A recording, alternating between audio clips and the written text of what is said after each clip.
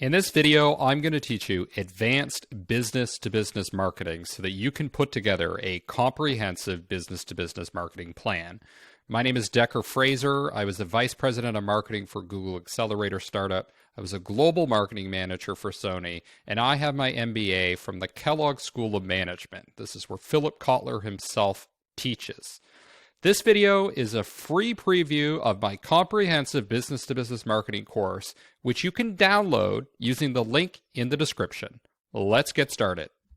This is a high-level overview of what a business-to-business campaign may look like when the primary goal of the campaign is new customer acquisition. So the general framework that I'm operating under here is a time frame. So we're starting with the beginning of the campaign, and then we're ending at the end of the campaign. And through this time series, the primary focus in the beginning is going to be people that are not even aware that your brand exists. And then in the end, what we're going to do is we're going to have people that are not only aware of your brand, but they're actually paying customers. Now, one thing I want to mention about this overall framework is what we're talking about is what is dominant at each stage. So in the beginning, there are going to be people that are new customers or that are ready to become customers, but the majority of people that we're focusing on in the beginning is people that are brand unaware. Similarly, towards the end of the campaign, there are going to be people that are still not familiar with your brand, but that's not where the focus is. The focus is going to be on people that are ready to convert to become customers. The other thing is I'm going to talk about specific channels. So for example, here I'm talking about Facebook and LinkedIn. It's not that Facebook and LinkedIn are the only channels that we're using in these stages. It's just that those are the dominant channels. And that may vary in your situation. If you're a very large company, it could very well be that television is going to be your main channel. But this is kind of a general framework that would apply to most business-to-business campaigns. So the crux of this is really the stages of awareness. And I think this is where most demand generation, outbound marketing fails, is not reaching people at the stage of awareness that they're at.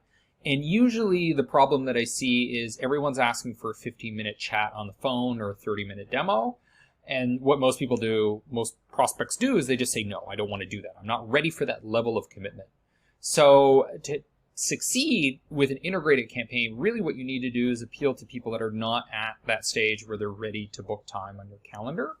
And the beginning of that is really people that aren't aware that your brand exists. So let's talk about what these stages are. So they're not aware of your brand. There are also people that are just not aware of the problem that you solve, or they don't take the problem seriously enough to think that it warrants action, let alone purchasing your product. Next, you have people that are not aware of the category. So they don't actually know that whatever category of product that you're selling is the solution to that problem, or they're not convinced that it is. They don't have a high level of education on that matter.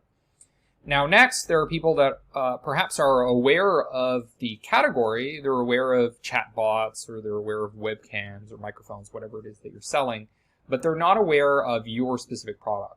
And it's not just that they don't know your product's name. They might know the product name, but do they know enough about it to see how they might get value out of it? Do they understand the product in depth? Because that's a mistake I often see where websites, for example, don't go into enough detail about the specific product use cases, specific integrations, how it actually works. So even though those people may be vaguely familiar with your company or your product, they don't necessarily know that it works or does what they want it to do.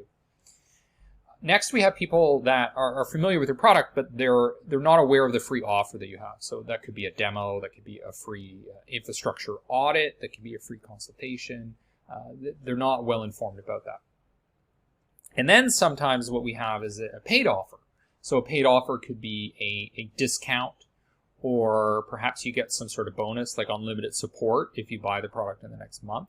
So there are basically two types of offers. There's the initial offer, like the free trial or the demo that gets people in the door, and then there's the paid offer that actually converts them into paying customers. And then someone becomes a customer, and then when they become a customer, hopefully they are upsold later on, and then they go and refer other people to your product.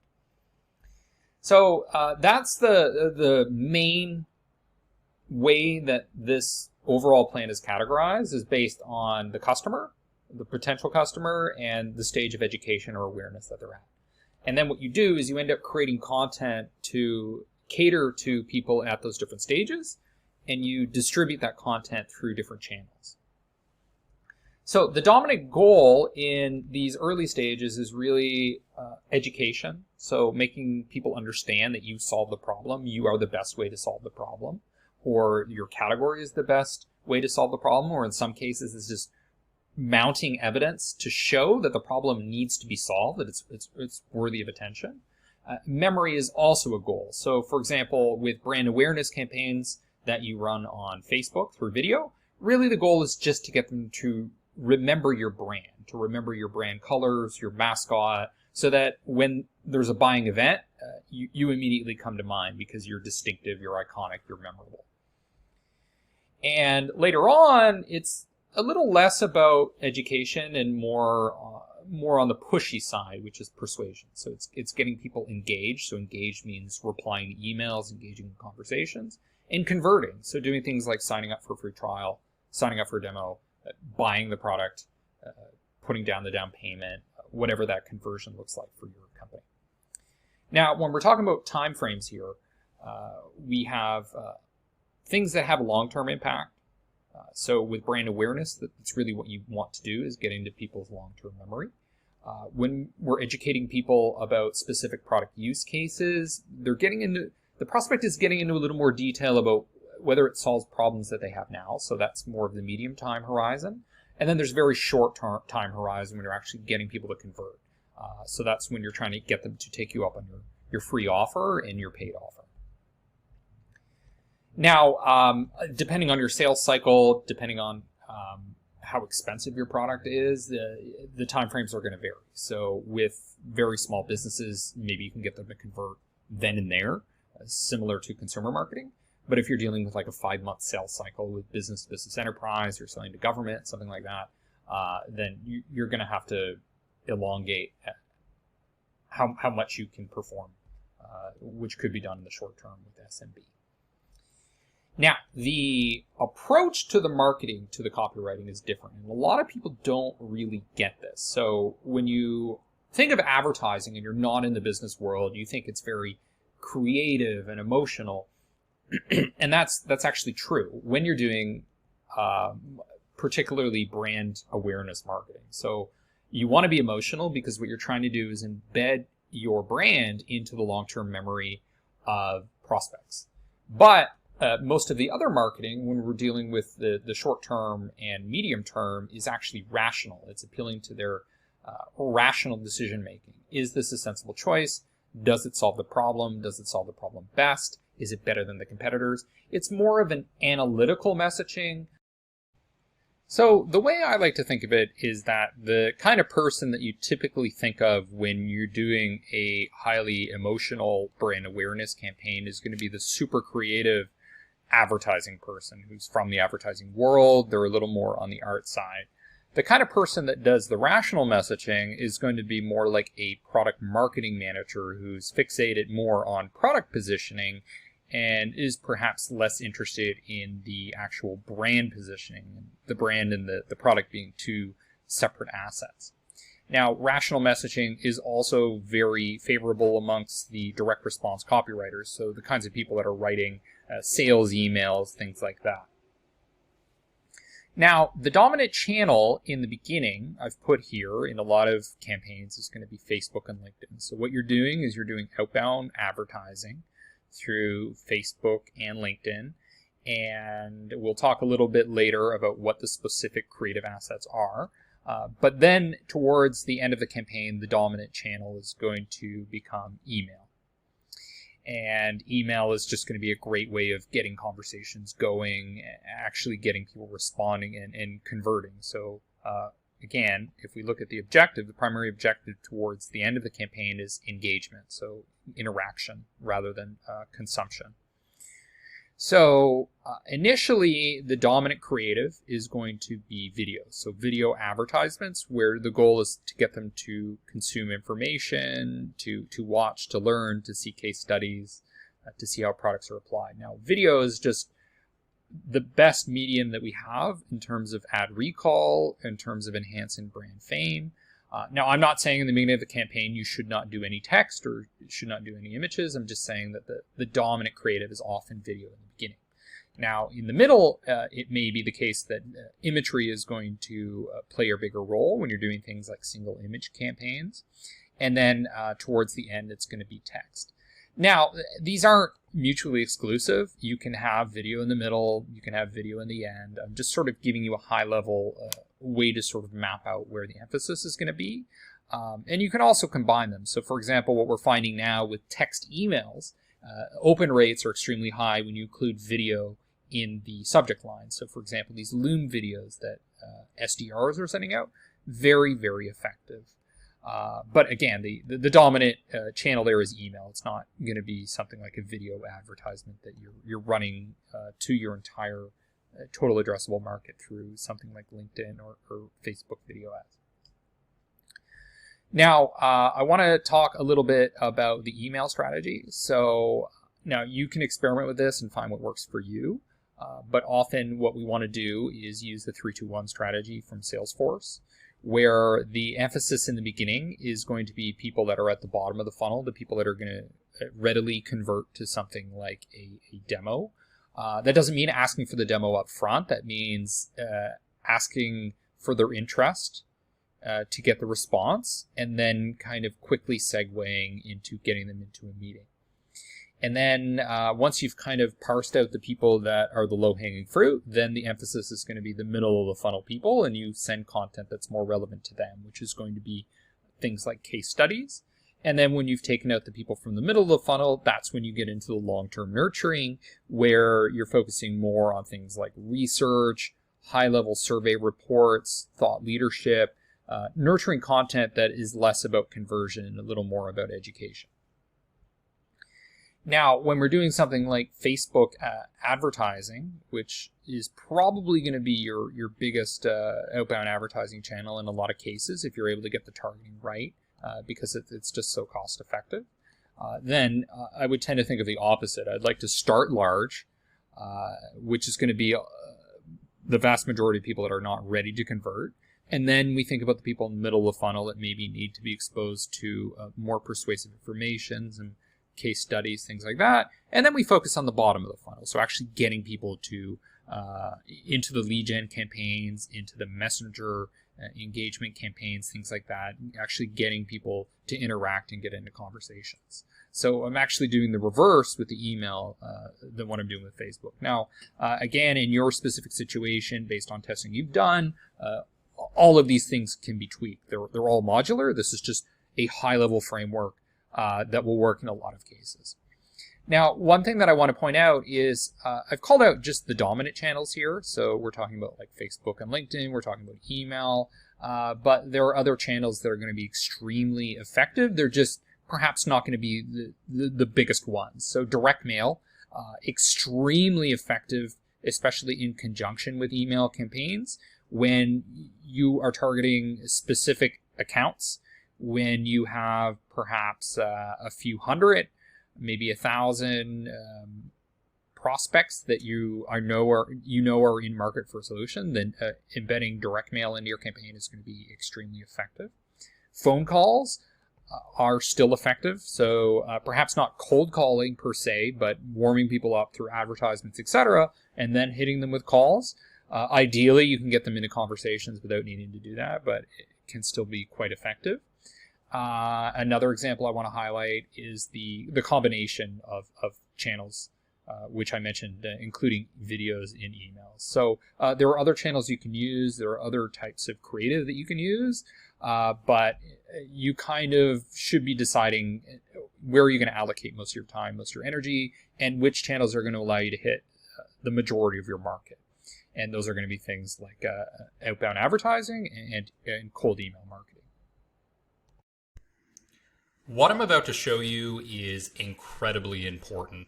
I've worked for and consulted for companies of varying sizes, very early stage startups, Fortune 100 companies. And there's this critical mistake that companies make, and that is that they focus on the wrong thing. When you're a very, very small business, what you need to focus on is generating sales. And to do that in the early stages requires a lot of random experimentation to kind of see what grabs. Now, the mistake that mid-size and large companies make is they get stuck on this idea that everything needs to be direct response, demand generation types of marketing, where they're constantly gating things. If it's not lead generation, it has no value. These are the assumptions they have that are incorrect. So what needs to happen is your marketing should focus on different things depending on what stage you're at or depending on how much funding you have. So if you're a very early stage company but you have a lot of funding, then you can afford to invest in the types of things that a large company would. So one of the biggest mistakes I see is that large business-to-business companies are not investing enough in their brand, and small companies are investing too much in things like content marketing and brand marketing. So let's walk through what's most important. So in the short term, which is where your focus is when you're a small company, and where part of where you're investing when you're a larger company, but isn't the focus, is going to be your income statement. So income statement, it's all about revenue and expenses. Are you getting those short-term sales? That's where your focus needs to be when you're starting out. So what does that mean? That means a focus on demand generation, lead generation, account-based marketing, paying people to have sales conversations. Marketing at this stage is basically a way of supporting the sales team, supporting the sales pipeline, or doing experiments to see what will help generate sales. So in the short term, you also have a very high risk tolerance. You have nothing to lose because you have no brand. Nobody knows who you are. If you screw up, nobody cares. They're not going to remember. You're not even on the radar. So that means that you can take high risks. You can experiment. You can do things that large companies cannot because they have to be conservative. They have to protect themselves legally. They have to play by the rules, essentially. So what does this also mean? It also means that your focus is generally going to be on in-market people. So people that are actively looking for a solution, people that are going to make a purchase in the next few months, not people that are going to make a purchase in 5 years, in 2 years, in 1.5 years. Your primary KPI is return on investment. Contrary to popular belief in the business-to-business space, your KPI in large companies is not always going to be ROI. But in the short term, which is where your priority is when you're small, it is about return on investment. If something doesn't have an immediate return on investment or a near immediate return on investment, then it's probably not worth doing unless you have a lot of funding because you are in survival mode. You need to make sure that you have enough cash to support the business this quarter. You're not really concerned about what happens next year. You don't even know if you're going to be here next year. So if we think about the type of marketing leader or the mindset of this person who's operating on a short-term basis, it's going to be a VP of demand generation. Now, in the long term, which is really what you're focused on when you're a large business or a mid-sized business, you're not so concerned with short-term revenue. You're more concerned with the balance sheet. Now, the way I like to think about this is how value investors like Warren Buffett think about businesses. What's the first thing they think of to determine the value of a business? It's the balance sheet. It's the assets. It's the book value of the business. The core value of the business is not the revenue. It is the assets that generate the revenue, the assets that are on the balance sheet. So from a marketing perspective, you're thinking about the balance sheet. What are the assets that we own? What is the brand equity? What are the things that we can invest in that are going to produce sales over the long term? So this is a fundamental shift in mindset that a lot of business-to-business companies do not make. They don't make this shift from we're worried about sales to we're worried about the assets that are going to generate sales. Too much focus on demand generation, not enough focus on things like brand building, brand awareness, and equity. So what happens in the long term is your shift changes towards asset management. You are now a portfolio manager. So your assets are going to be things like your brands, your brand equity, community building, content, your content marketing engine. Less important in the short term because the results don't manifest until maybe a year later. That's when you become ROI positive. But when you're thinking long term, it's worth investing in those assets early. It's about things like, do we own an annual event? Do we own an annual survey report that helps build the brand, build the credibility, build the audience? And once you have the audience, that's like an ownable asset that you can manage. When you have a customer base, that is like an ownable asset you can manage. You are in the asset management balance sheet game now, less so in the early stages. Now, as you get larger, you have a lower risk tolerance. You need to be more conservative. You need to be slower. You need to pass things by the legal department. You need to be more careful in what you do because you could get sued because you have a brand reputation that you can lose. Now, your mindset is also thinking about people that are out of market. So people that are not necessarily going to buy in the next 2 months, people that may not make a purchase until next year.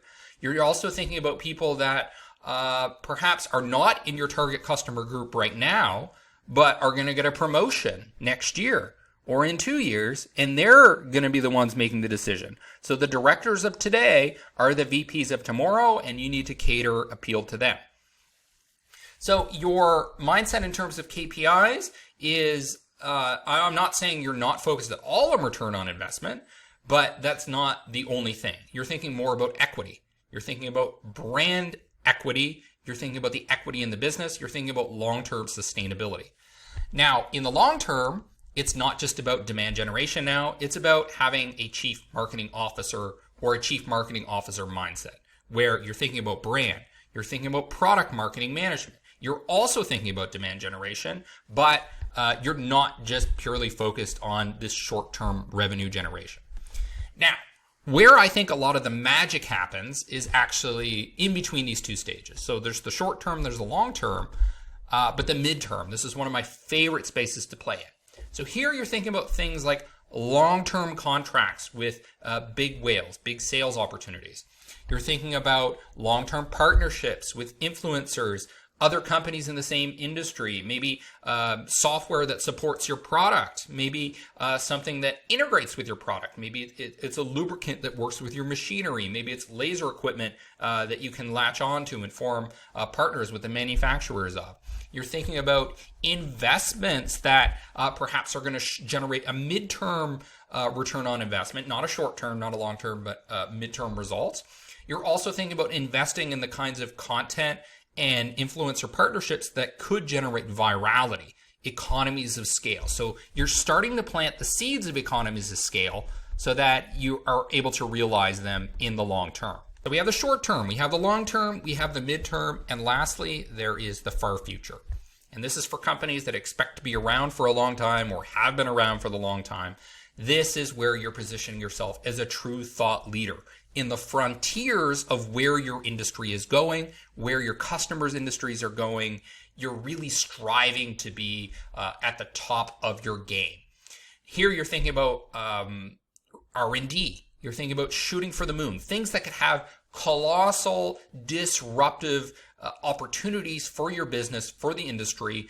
Maybe they won't. Maybe they are very high risk, but the rewards could be huge. You're thinking about emerging technology and markets. You're thinking about things that are very much on the creative, innovative side of things, not just about sort of the short term, can I generate an immediate return on investment? So this is the way I want you to think of marketing, and I want you to think about the shift where in the beginning, the majority of your energy, the majority of your budget is being spent on short-term demand generation. In the long term, you're shifting more towards perhaps half of your energy being focused on asset management. I also want you to, in the early stages, start planning some small investments in things that are focused on these midterm opportunities. And then as you get larger, you need to be thinking about, are we investing in the kinds of research and opportunities that could have a huge impact on our bottom line in the long run? One of the first things I like to do when I'm doing business-to-business marketing campaigns, when I'm doing account-based marketing campaigns, or just generally outbound marketing campaigns, is generate a small list manually of ideal buyers for the product. And this could include people that have already purchased your product or just people that you expect or want to buy the product. So you can see that I did that here. I generated this list of about 14 prospects. And then what I do is I go to their homepage and I scroll down to where there's a LinkedIn icon and I go to their LinkedIn page. What this is going to tell me is an estimate of how many employees they have. And it may be a range or it may be a precise number associated with the number of employees that are actually on LinkedIn and connected to the account. Now, from looking at their LinkedIn, usually at the bottom of their LinkedIn profile, you're going to see a list of keywords. Now, you can find these keywords on their website as well, but often it's quite easy to isolate on the LinkedIn profile. So one thing that surprised me here was I thought that the keyword most common would be co-working, either with or without a hyphen. But the keyword that was showing up the most for these ideal prospects was actually workspace, workspaces, or workplaces. So this enables me to generate a much larger list based around clusters of keywords instead of just being limited to these two variants of a keyword. The other thing that I'm interested in is the industry. What industry classification are they identifying themselves within? Now, I've run into situations in the past where industry classifications are not accurate. So, for example, in e-commerce space, I would acquire lists of e-commerce companies, but often the way that the companies are defined as e-commerce is just the fact that they have a checkout on their website. But not every company that has a checkout on their website obviously is going to be an e-commerce company, because they may just be selling a plan or have a payment option on their website, and it could just be a in-person service firm, for example. So this is manually generated. And then what I want to do is I want to scale this up. And the way to do that is by using LinkedIn Sales Navigator based on this information. So I'm going to go into LinkedIn Sales Navigator here. And what I've done is I've generated a list of about 1,000 accounts. You can see that I selected account results, not lead results. I typed in the word workspace, which is based on this keyword research here. And then I put the head count as all of the intervals above 50. So you can see here that all of these were above 50. So I'm cutting out those micro companies, those SMBs. So the other thing that you want to do is based on these criteria, you're going to see this list, and what you can do is audit it and see, okay, are these the ideal companies? Well, this looks Swedish. So if you don't appeal to people that speak Swedish, what you might want to do is limit the filter down to individuals within these accounts that speak English, or you can set geographic boundaries. You can start seeing restrictions when you audit the results. Now, I'll just show you how I did that. I went into these advanced filters. I typed in the keyword, and you can type in geography. I also put in the company headcount, added all of these. So you see there's just 2 that I excluded here. You can also put in other information if you want. So then what you may do is you may decide, okay, I'm going to save these accounts. And bear in mind, I'm using the word account here. We're not talking about individual leads. We're talking about the organizations, the companies. And I can create an account list. So I might call this keyword workspace, and I'll say 51 plus employees. And then what we may do is we may go in and create another list around the keyword co-working, and then we would call that co-working 51 plus employees. And then you could do another one that's workplace 51 plus employees.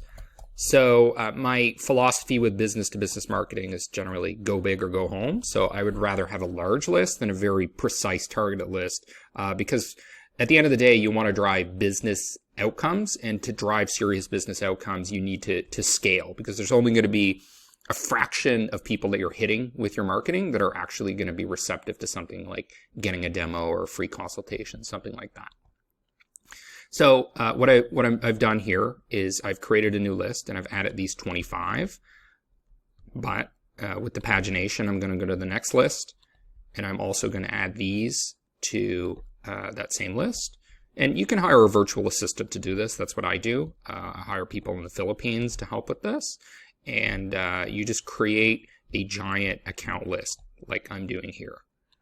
So this is kind of the basis of what you might call account-based marketing, which is a bit of a buzzword now, but I would say this is an excellent place to start regardless of how you define what account-based marketing is.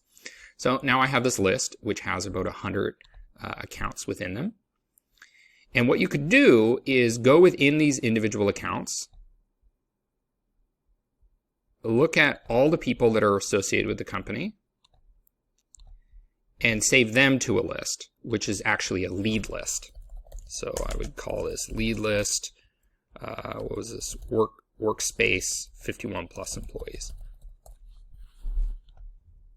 And now I have a list of individual leads, so the decision makers in this company, and you don't have to add them all. You might just decide, okay, anybody C-suite or above.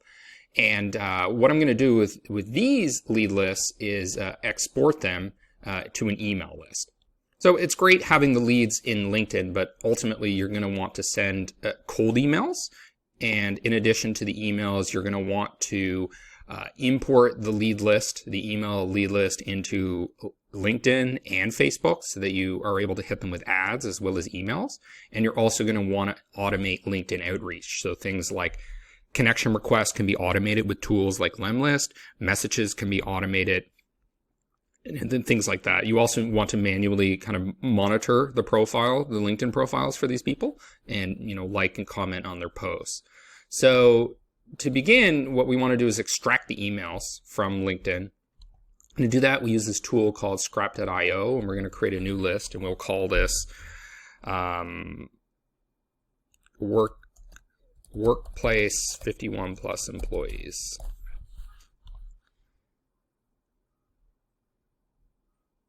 Okay, so now we have a new list in scrap.io. Now, scrap.io is a Chrome extension, so I just went to my extensions and opened this up. And what I'm going to do, so basically what this is going to do is it's going to segue LinkedIn Sales Navigator to this, which is where the emails are actually at. And I'm going to select the list that I want to export to, which could be whatever you want here. I could just call it co-working. I could also create a new list here. And the list I decided to go with is the one that we just created in here, Workplace 51 plus employees. And we're going to search for email addresses, and we're only going to save leads with emails only because we don't want to import a list that does not have emails into a cold email tool like Lemlist or Mailshake. So I'm going to launch it. Okay, so in this particular case, because I only had 2 leads, there were no emails that were found, because normally what you would do is you would have a list of several hundred, maybe 1,000 people, and then a fraction of those will actually have their emails available on LinkedIn to extract. But in this case, it's 0. That's fine. You would just need a bigger list to do that. And then what's going to happen is the emails are going to show up here, and then you're going to be able to download those as a CSV. And then with that CSV file, you can import that into a cold email tool such as Lemlist, which also does things like LinkedIn outreach automation. One of the first things that you need to do when you're doing an outbound campaign is buy a new domain. What this is going to enable you to do is create an email address that is not going to put your regular email address at risk. So it's going to avoid having your primary domain, your primary email blacklisted.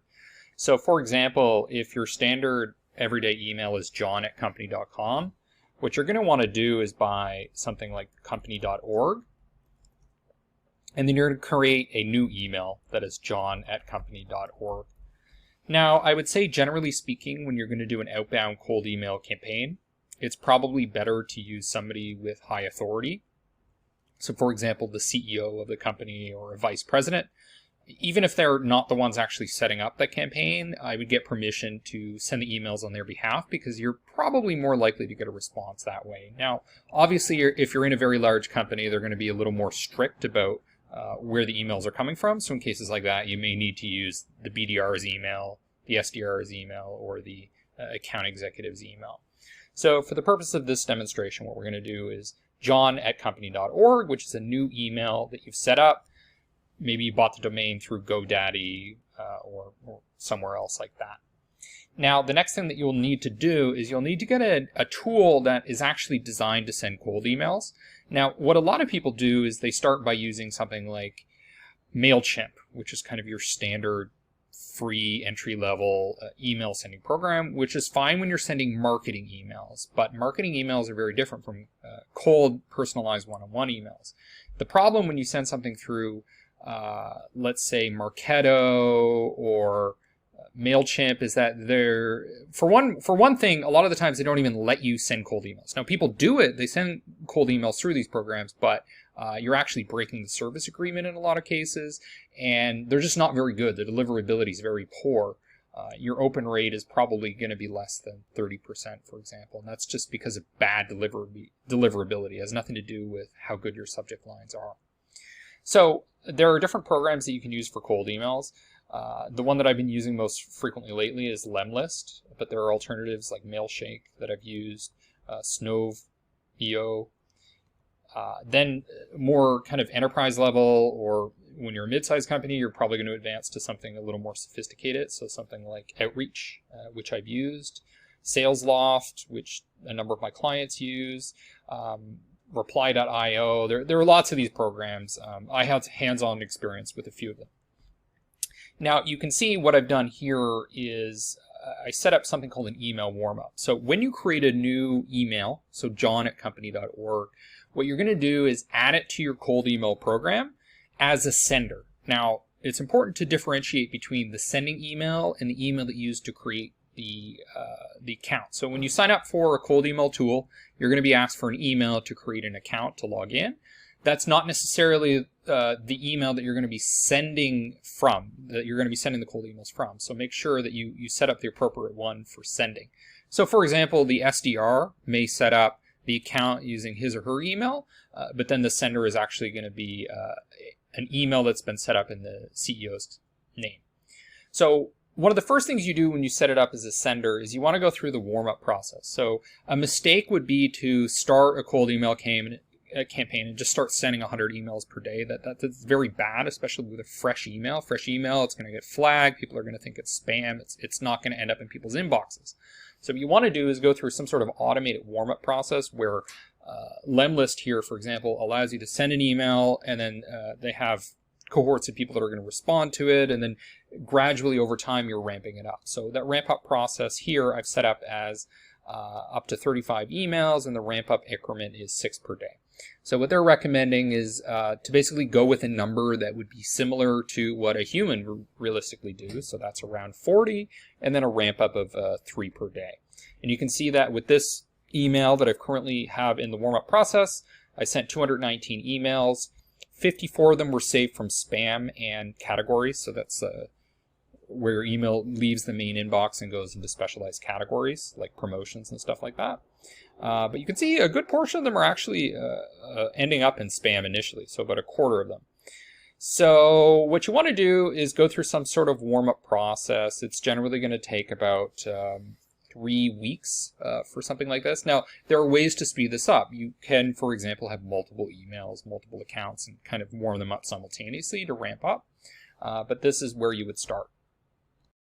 Once you've warmed up your email address, once you have an email list that potentially you generated using LinkedIn Sales Navigator with Scrap.io, or maybe you purchased a list from a broker, the next step is to actually start sending out the cold emails. Now, there are different tools you can use to do this. Mailshake's a common one. There's Outreach, which is a little for companies that are perhaps mid-size or large. There's SalesLoft. The example I'm giving here is Lemlist, which is a pretty affordable solution. It starts at around $30 per month if you're doing just the warm-up, and then maybe more realistically around $50 per month to actually start sending out the cold emails.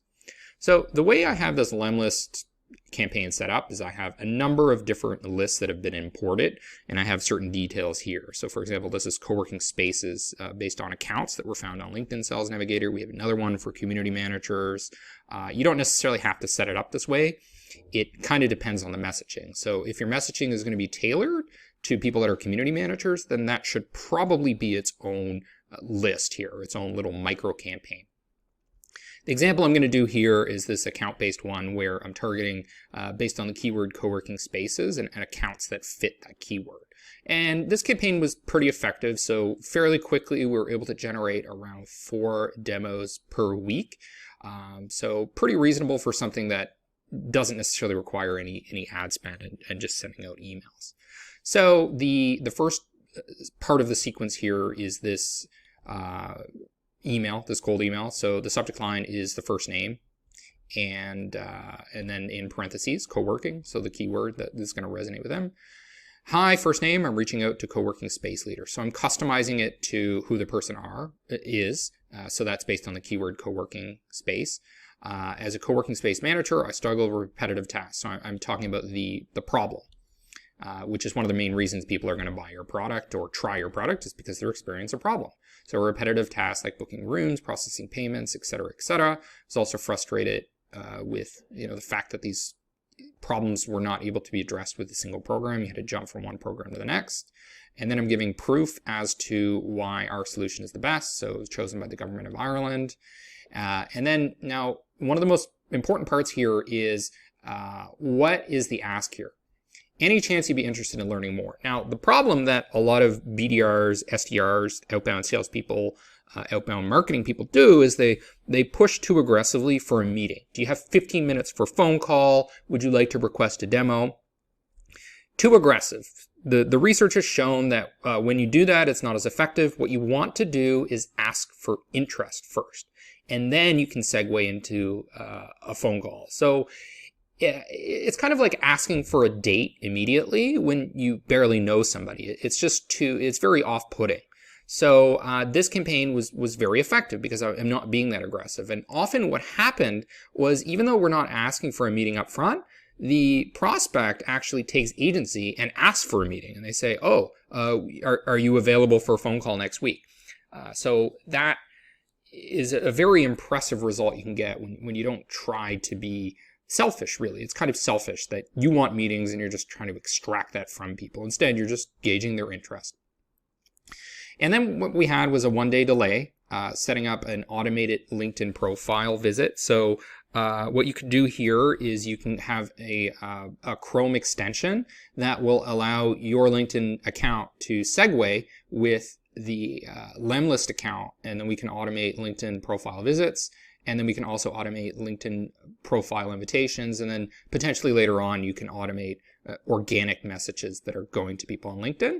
And you can also run external to this. You could also use paid messages that go directly to people's inboxes. So other campaigns here, basically, you modify the language based on who you're targeting so that it feels tailored to them. It doesn't necessarily have to be tailored extensively to the individual. If it's a very large account, then yes, you want to manually customize to that individual. But if you're going after perhaps medium-sized businesses, then it may not be worth it to customize everything. What I would do is customize it to clusters. So specific verticals, specific job titles, that sort of thing, which is what I've done here with quite a successful cold email outreach campaign. And then once the replies start coming in from this, we're able to analyze the data in here, but basically it's just going to show up in your Gmail or your Outlook. And then whoever's handling the sales conversations or the business development conversations can just do it as they normally would through their email client. The only difference is they have to have, ideally you would have a separate email. So for example, it might be a .org instead of .com in the event that you get blocked or blacklisted, something like that. I have a couple of courses dedicated to LinkedIn advertising, so I don't want to get into a lot of the nitty-gritty details. There's one specific type of advertisement that I do want to call out because this course is focused on some of the advanced techniques that you may not be aware of. And that is LinkedIn conversation ads combined with some sort of paid incentive to get somebody to book a demo, request a consultation, have some sort of conversation with your sales team, your account executive, your consultant, whatever it is that you refer to those people in your company. So in this example, we have an article here from Jason, a VP of marketing, who says how I generated 5x return from one LinkedIn conversation ads campaign. And this comes from Metadata, a very trustable source here. So what he's doing is he is running this campaign with a special incentive. And the special incentive in the conversation ads is a $100 DoorDash gift card to get people to take a demo. So a lot of people think that this type of promotion where you're incentivizing people to talk to your sales team is a bad approach. They think, oh, well, they're just going to do it because of the incentive, and then they're not actually going to convert to pipeline. But what Jason demonstrates here, and lots of people have demonstrated, is that it does actually convert to pipeline, to sales pipeline. The key thing here is just getting your targeting right. So if you're targeting the right people, you're targeting the personas that actually make this kind of buying decision, or you're using intent data from something like G2 to show that these people are actually in market, then when you present them with an incentive to listen to what you have to say, they will respond. I've done similar tests when I'm doing survey research, and the bottom line is people respond to self-interest. They respond to incentives to do what you want them to do. The other thing to keep in mind is that when you're doing business-to-business marketing, you're marketing to professionals, people whose time is very valuable. And if they're a consultant, they could be billing upwards of $200, $1,000 per hour for their time. So if you're not paying them for your time, you're kind of wasting their time and expecting them to give it to you for free. So he's demonstrating that paying people to talk to you is worthwhile. And he's going through the math here of one campaign where it certainly paid off. So with $266,000 in spend, he generated revenue of $1.3 million.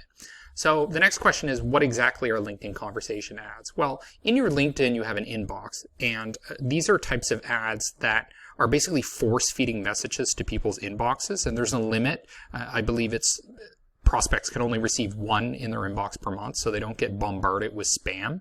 Now, typically, the types of ads that you receive in the inbox are message ads, so it's just a message. But a conversation ad is actually where the prospect has different options, so it's kind of like a choose your own adventure where they may say, okay, I'm going to book the demo, or maybe I just want to learn more and go to your website, or maybe there's a third option where I'd like to go to the live chat or something like that. And what we know from marketing psychology, if we look at the book The Catalyst, about changing people's minds, it's that if you give them agency, if you give them some decision about what they do, they're more likely to do something that you want. Now, one of the biggest problems I see in business-to-business marketing and outbound sales is it's way too aggressive. It's way too book a meeting, 15 minutes, 30 minutes, and that's very off-putting. You give people options, they're more likely to pick one that you want them to. So just to show you an example of one of these conversations ads that I created, I went into the campaign manager in LinkedIn. I set up a sender for this campaign. Who's this person, Stacy? It could be you, it could be the CEO. I say hi, first name, and I'm using these percentage to indicate that it's a variable. Do you know that self-ordering restaurant kiosks increase order size by 30% or ROI positive in under 6 months? So I'm overcoming some of the key barriers that people would have to going with this product is that it's going to be too slow to be ROI positive. Upload kiosks integrate seamlessly with your POS, kitchen displays, and PA systems, eliminating. So basically, I'm just sort of walking through the use cases, the benefits. And the key thing I want to call out here is that I have two calls to action. One is get demo plus $100 Amazon gift card. So that's an incentive to do the demo. It could just be money. It could just be money you send through PayPal. And the other option is just to learn more about kiosks and go to the landing page. You could have more options if you want. So one thing to consider as a way to generate sales pipeline is conversation ads with paid incentives. I talked about one specific type of ad that is very effective in LinkedIn, and that is the conversation or message ads that go to people's inboxes.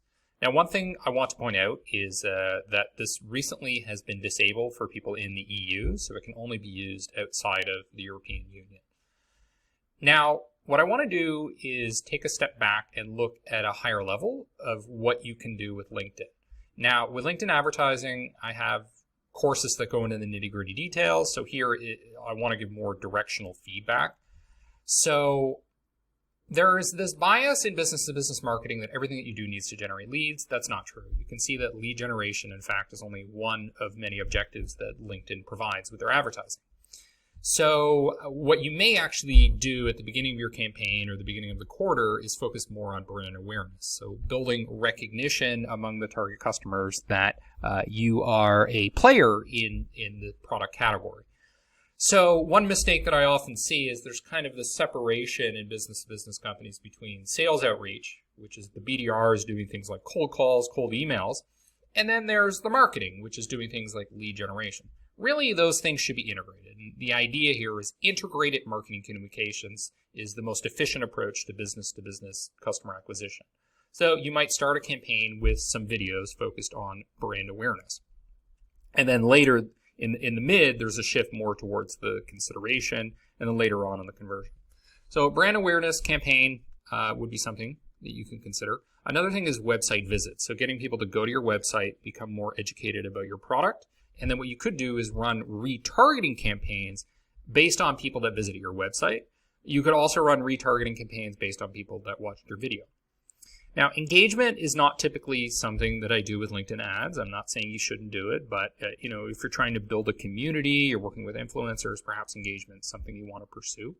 Video views is something that I do. So, for example, if you have a case study video and you want people to watch it, one thing to be mindful of, however, with video view campaigns, whether you're doing it on LinkedIn or Facebook or some other channel, is that views are not necessarily unique. So you could have the same person watching the video multiple times, in which case you may want to focus on something that's more oriented towards reach or brand awareness. So lastly here we have lead generation. Typically with lead generation, what you're doing is you're using the forms that are available in LinkedIn. So rather than sending people to your website, as you did here, you're getting people to convert through LinkedIn itself, and they're filling out a form. Now your conversion rates are going to be much higher. The quality of the leads may be a bit poorer than those that are coming from the website, but it doesn't matter because the overall volume of leads is higher, and a fraction of those are going to be high quality, a fraction of those are going to be low quality. It's worth doing the lead capture within LinkedIn itself. Website conversions, not necessarily something you need to do with business to business. If you're doing like e-commerce and B2C space, you can do it. You could do it. What I would rather do, however, is integrate the lead capture form in LinkedIn to your CRM or to whatever system you're using to store the prospect's information. Job applicants, probably not something you're going to be doing in the marketing space. So let's just dive a bit closer here into brand awareness and what this might look like. So you can specify the location, perhaps it's the United States. Now, the most important thing here is likely going to be the audience. So normally what I would do is I would not check off enable audience expansion. My general mindset with LinkedIn is don't trust it to do things automatically, especially not when you're first starting out. What you can do is a list upload. So if you've generated a list or you have a customer list, you can upload that, and then the match rate may be high or low, but you can start hitting those specific prospects. You can do lookalike targeting if you wish, so people that look like, for example, sales qualified leads. But the good thing about LinkedIn is you don't have to upload. They have very, very excellent targeting within the system itself. Unlike Facebook, which is a bit limited in that regard, you can target people that belong to specific types of companies, industries, has certain job titles, and that's one of the beauties of running LinkedIn ads. And then we get into the ad format. So in business to business, your typical ads are going to be single image ads, video ads, or the ads that go to people's inboxes, so the conversation or message ads. Now, depending on what type of objective you have, you can unlock different ad types. So one thing I do want to point out is the carousel ads. I've never seen them be that effective in business to business. I think it's probably effective when you're marketing a consumer e-commerce product where you need to show a portfolio of different items to see if something that the prospect's interested in, but B2B I haven't seen that effective. You have text ads, which are similar to the ads that you run on Google. They're just short text, and then there's a tiny image associated with them, unlike Google ads. Event ads, if you're doing something like a webinar, but generally you would default to a single image ad or a video ad, and then in special campaigns you'll run conversation ads. So next, what we'll do is we'll demonstrate what this looks like from on Facebook, which is very similar to what you see on LinkedIn, perhaps with some more advanced capabilities. One thing that really surprises me is how much resistance there still is in business-to-business marketing towards marketing and advertising on Facebook. This is shocking because people think of Facebook as a business-to-consumer channel. That's not correct. In business-to-business, what you're doing is you're targeting individuals like VPs of IT, CEOs, etc. And the simple fact is that they're spending a lot of time on Facebook. So it doesn't really matter where you're hitting them. You just need to hit them in a way that they see what you're advertising. Now, as long as you're hitting the right people, it doesn't really matter whether that's on Facebook or LinkedIn. The problem with LinkedIn is that the usage is not very high. People are not interacting on LinkedIn, particularly in the LinkedIn groups, as much as they are on Facebook. So Facebook is definitely a channel that you need to look at in business to business. Now, the disadvantage with Facebook is the targeting. The negative targeting is not as advanced with LinkedIn. So an example of a campaign I ran targeting veterinarians, I was able to hit 10 times as many veterinarians on LinkedIn as I was able to do with Facebook. Now, there's ways to overcome that challenge. One is to generate your own list and import it so that you're able to get the right targeting. Another thing you can do is you can use this very special tool called Lead Enforce. And what Lead Enforce enables you to do is to target people on Facebook using the targeting that LinkedIn provides. So Facebook's incredibly powerful as long as you get the targeting right. Now, at a high level, when we look at Facebook, there are these three buckets. So it's very, very similar to making decisions with LinkedIn. And I do have a course on business-to-business Facebook advertising if you want to get in the nitty-gritty details. If you don't, that's fine. You can outsource it to a contractor or an agency, something like that. But at a high level, what you're doing typically in the beginning is something like awareness. So you're doing a brand awareness campaign, which is increasing the probability that somebody's going to recall seeing your video, usually. So video is the most effective way to raise brand awareness. Or you're focusing on the reach. So reaching as many people as possible in your target customer group. Now, one of the problems I've had with running video views campaigns is that I'm not able to reach the wider market. What ends up happening is you have the same people seeing the video 3 times a day. That's not very efficient. Perhaps a frequency of once per week would be more feasible in a lot of cases, in which case running a reach campaign is one way you can do that. Avoid people seeing the same ad over and over and over and widening the number of people that are seeing the ad instead of the number of views.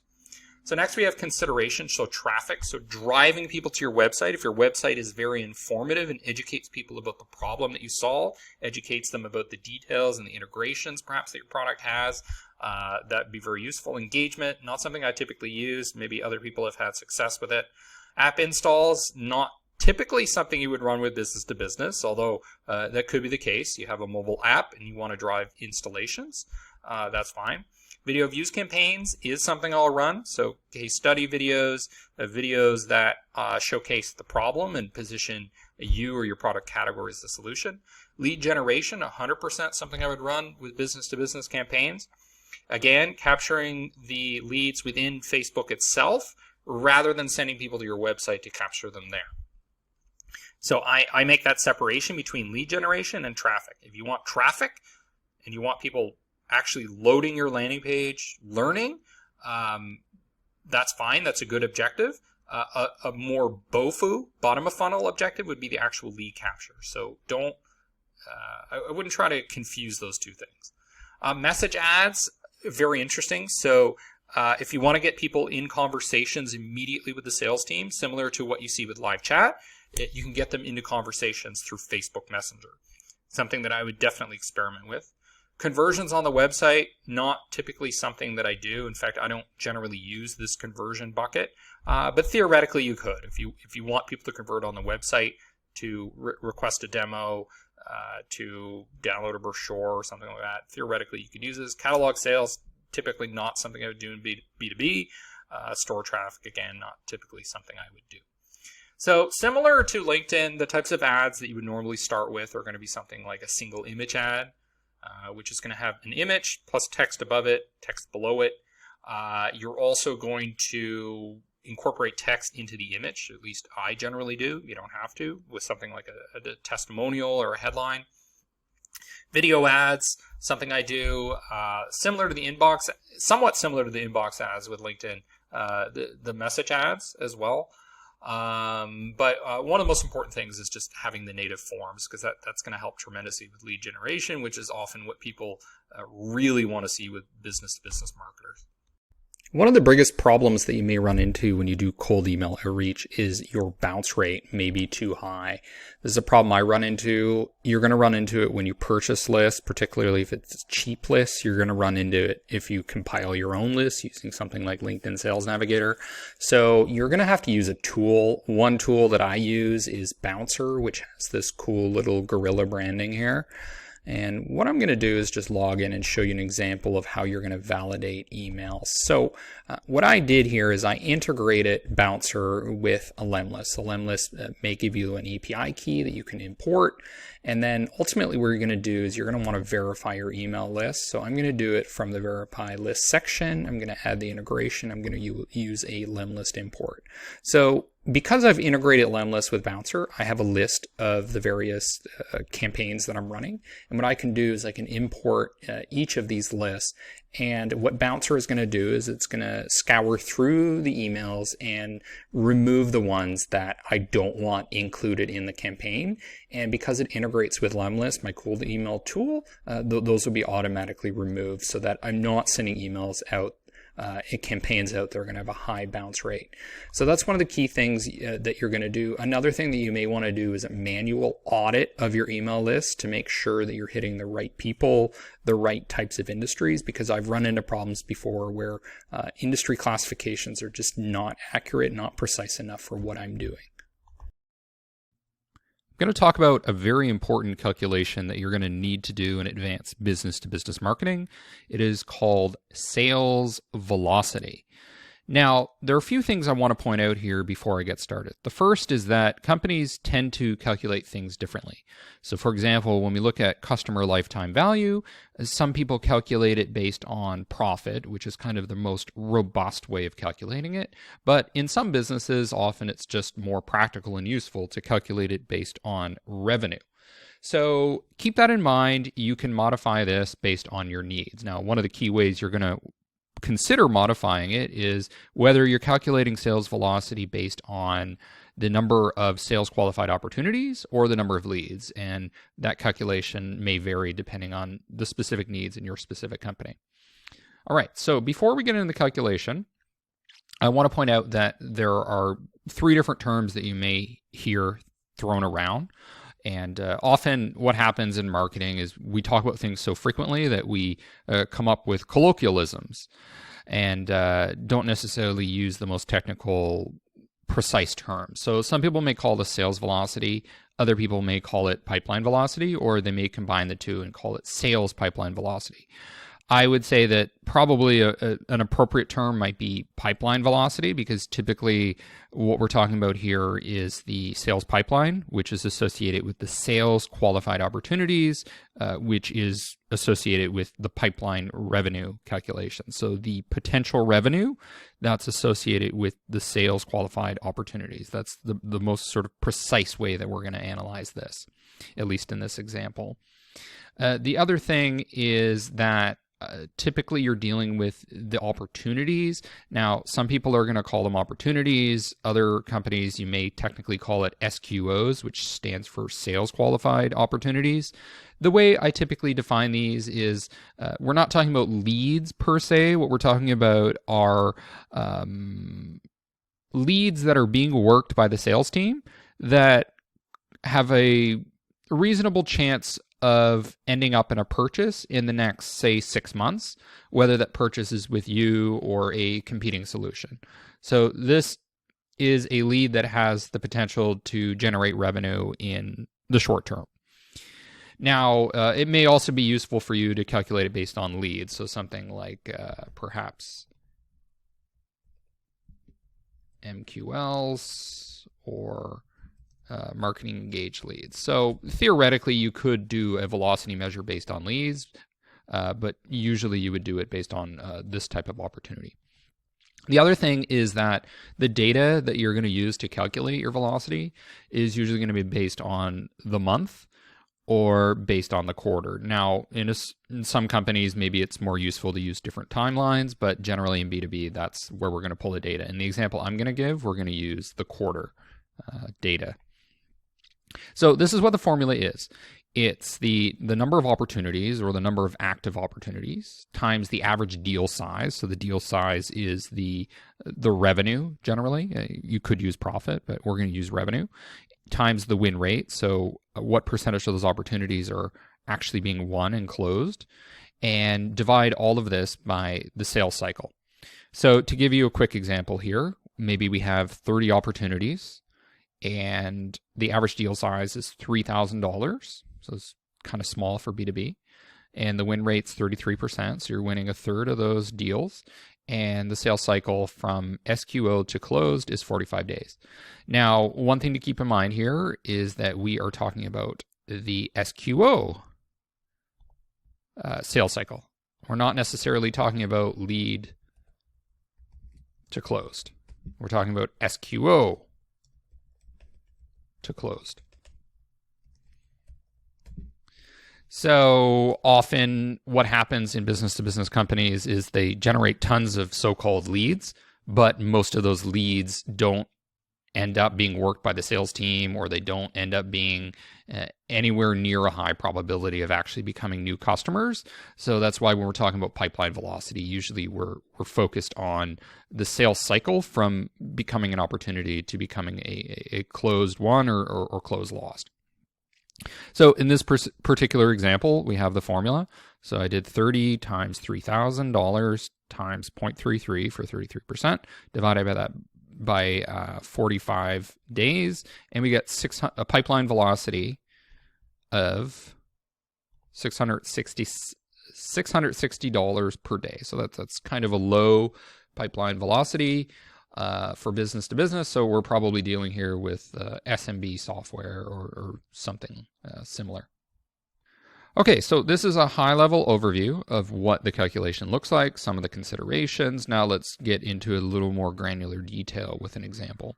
So here we have, again, the formula. Ops, number of opportunities, times the average deal size, times the win rate, all divided by the length of the sales cycle. So what we're going to do is we're going to start filling the data for Q3, so third quarter, and this is the data. So you can pull this data from your Salesforce or whatever your CRM is. Maybe you use Tableau to collect this, or maybe your chief financial officer provides a table or a spreadsheet. In either case, just make sure you get access to the data. So this is kind of a simplified look of what it may look like. So what we need here is the total number of opportunities for Q3. So right now the data is breaking it up by source. So let's just calculate the total. So the sum of all of these is 373 opportunities that quarter. Now the average deal size. Okay, so here we need to think about the actual average. So I cannot simply just average all of these, because these themselves are averages. So if I take an average of averages, it's not going to give me the true average. So let's come back to this in a second. All right, now the number of closed won here is easy to calculate. I can just do, again, a sum of these. Okay, so we had closed won of 189 deals. Now, the win rate for the individual lead sources, not really important for us in calculating sales velocity, because we're not doing it at that granular a level.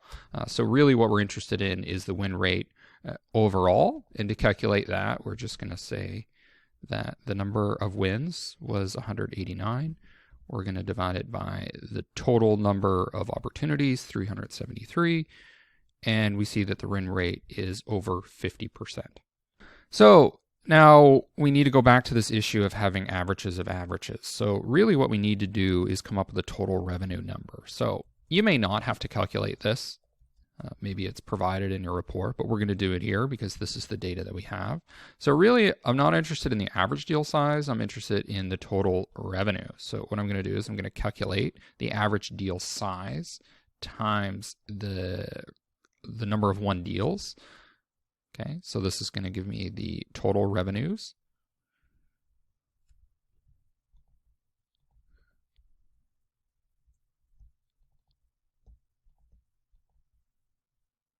Just like that.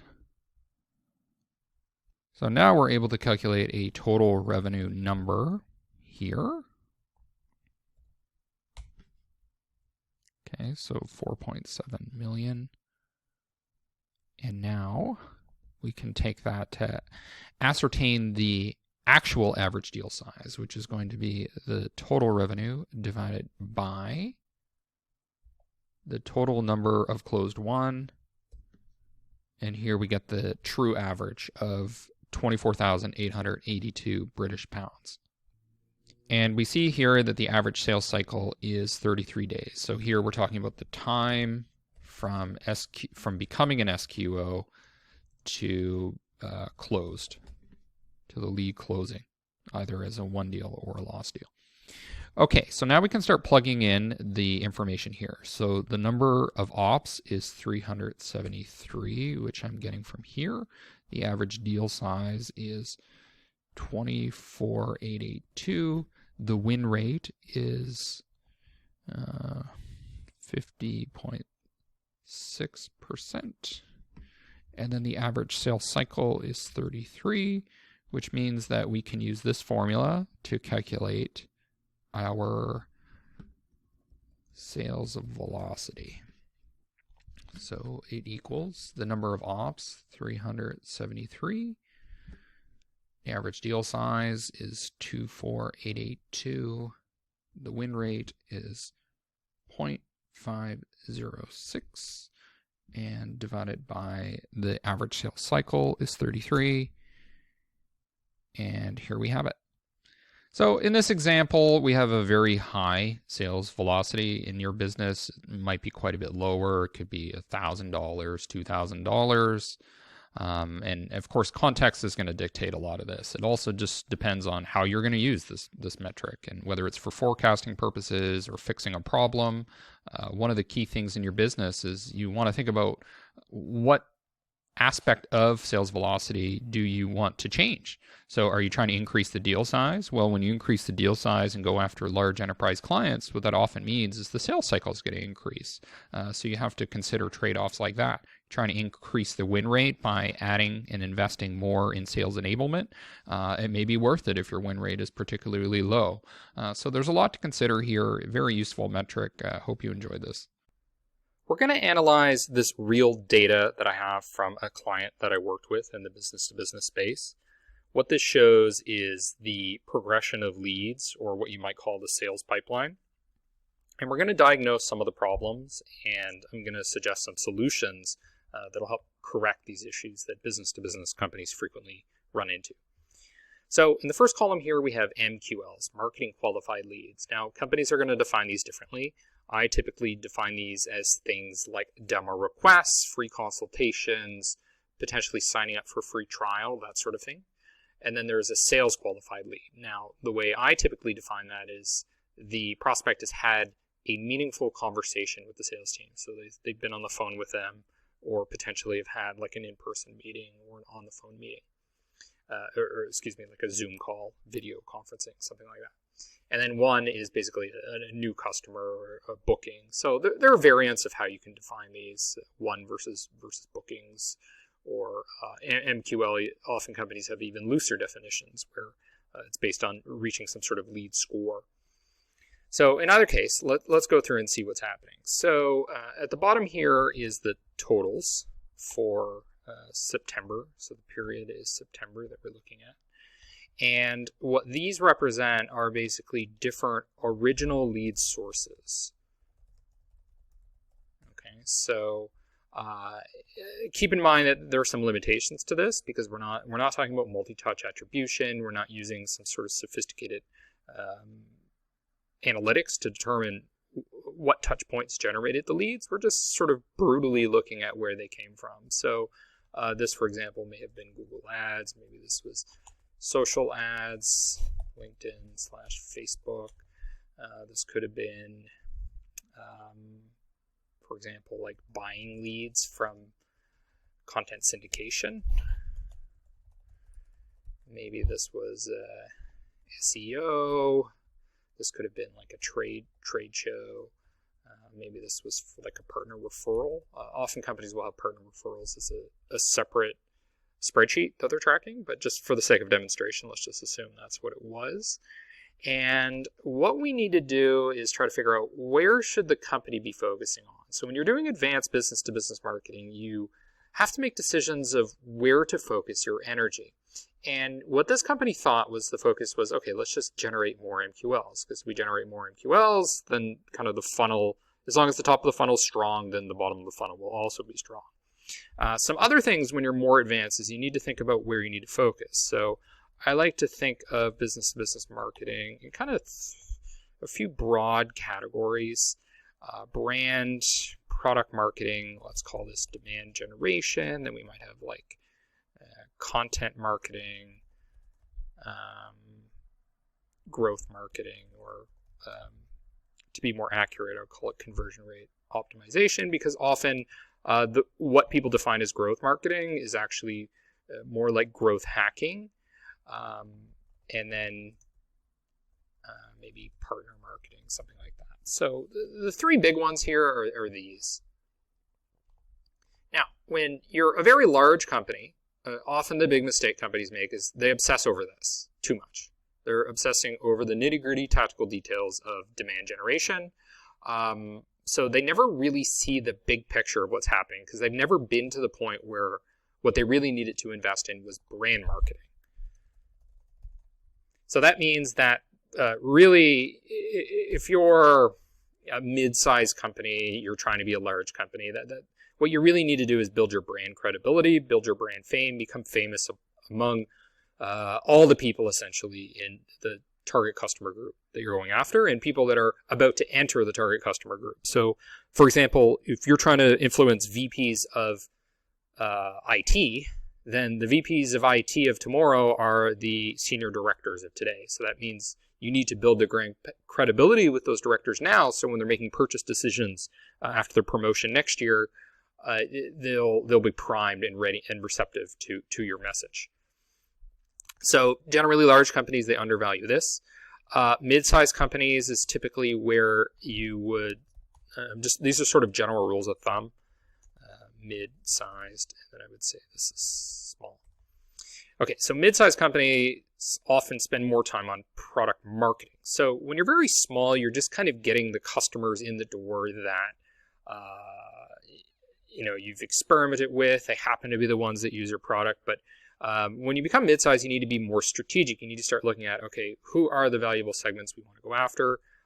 Getting clearer about what your value proposition is. You can be kind of loose when you're small and sort of just see how people use it. But at this stage, you should really be analyzing, looking at the data, making more concerted research effort to define the strategy. And that's where the product marketing comes in. Now, when you're small, basically you're focused almost exclusively on demand generation, but also kind of growth hacking and experimentation. Okay, so I would say when you're tiny, this is kind of what you're doing. You're just doing growth hacking. Okay, so demand generation is kind of what we're looking at here. We're looking at the funnel. We're trying to figure out how do we get immediate sales pipeline? What are the leads coming in? What's the conversion rate of the leads? And that's for the purposes of this data, that's what we're going to be focusing on. But some other areas that start to emerge when you're mid and large is a stronger emphasis on content marketing. So do you have some like ownable research study that you release every year that kind of establishes your credibility? Are you building your SEO, which can take months, years to develop?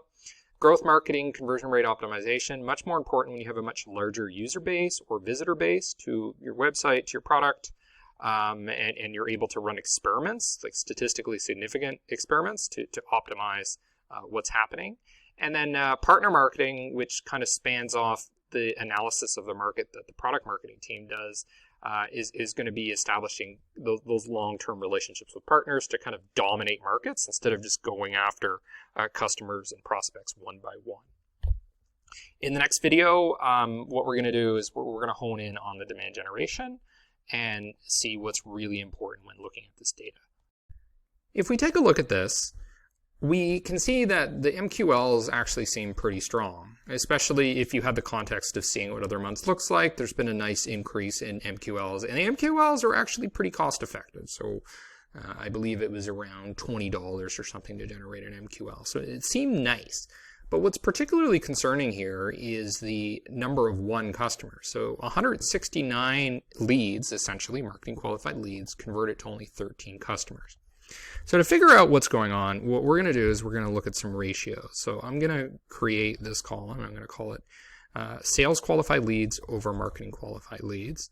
And then I'm going to divide these. So this number of SQLs over the MQLs. And then we're going to stretch this down. And then we're going to create another column here called 1 over SQL. And there's going to be something a little bit surprising here. And I'm just going to walk you through what this is.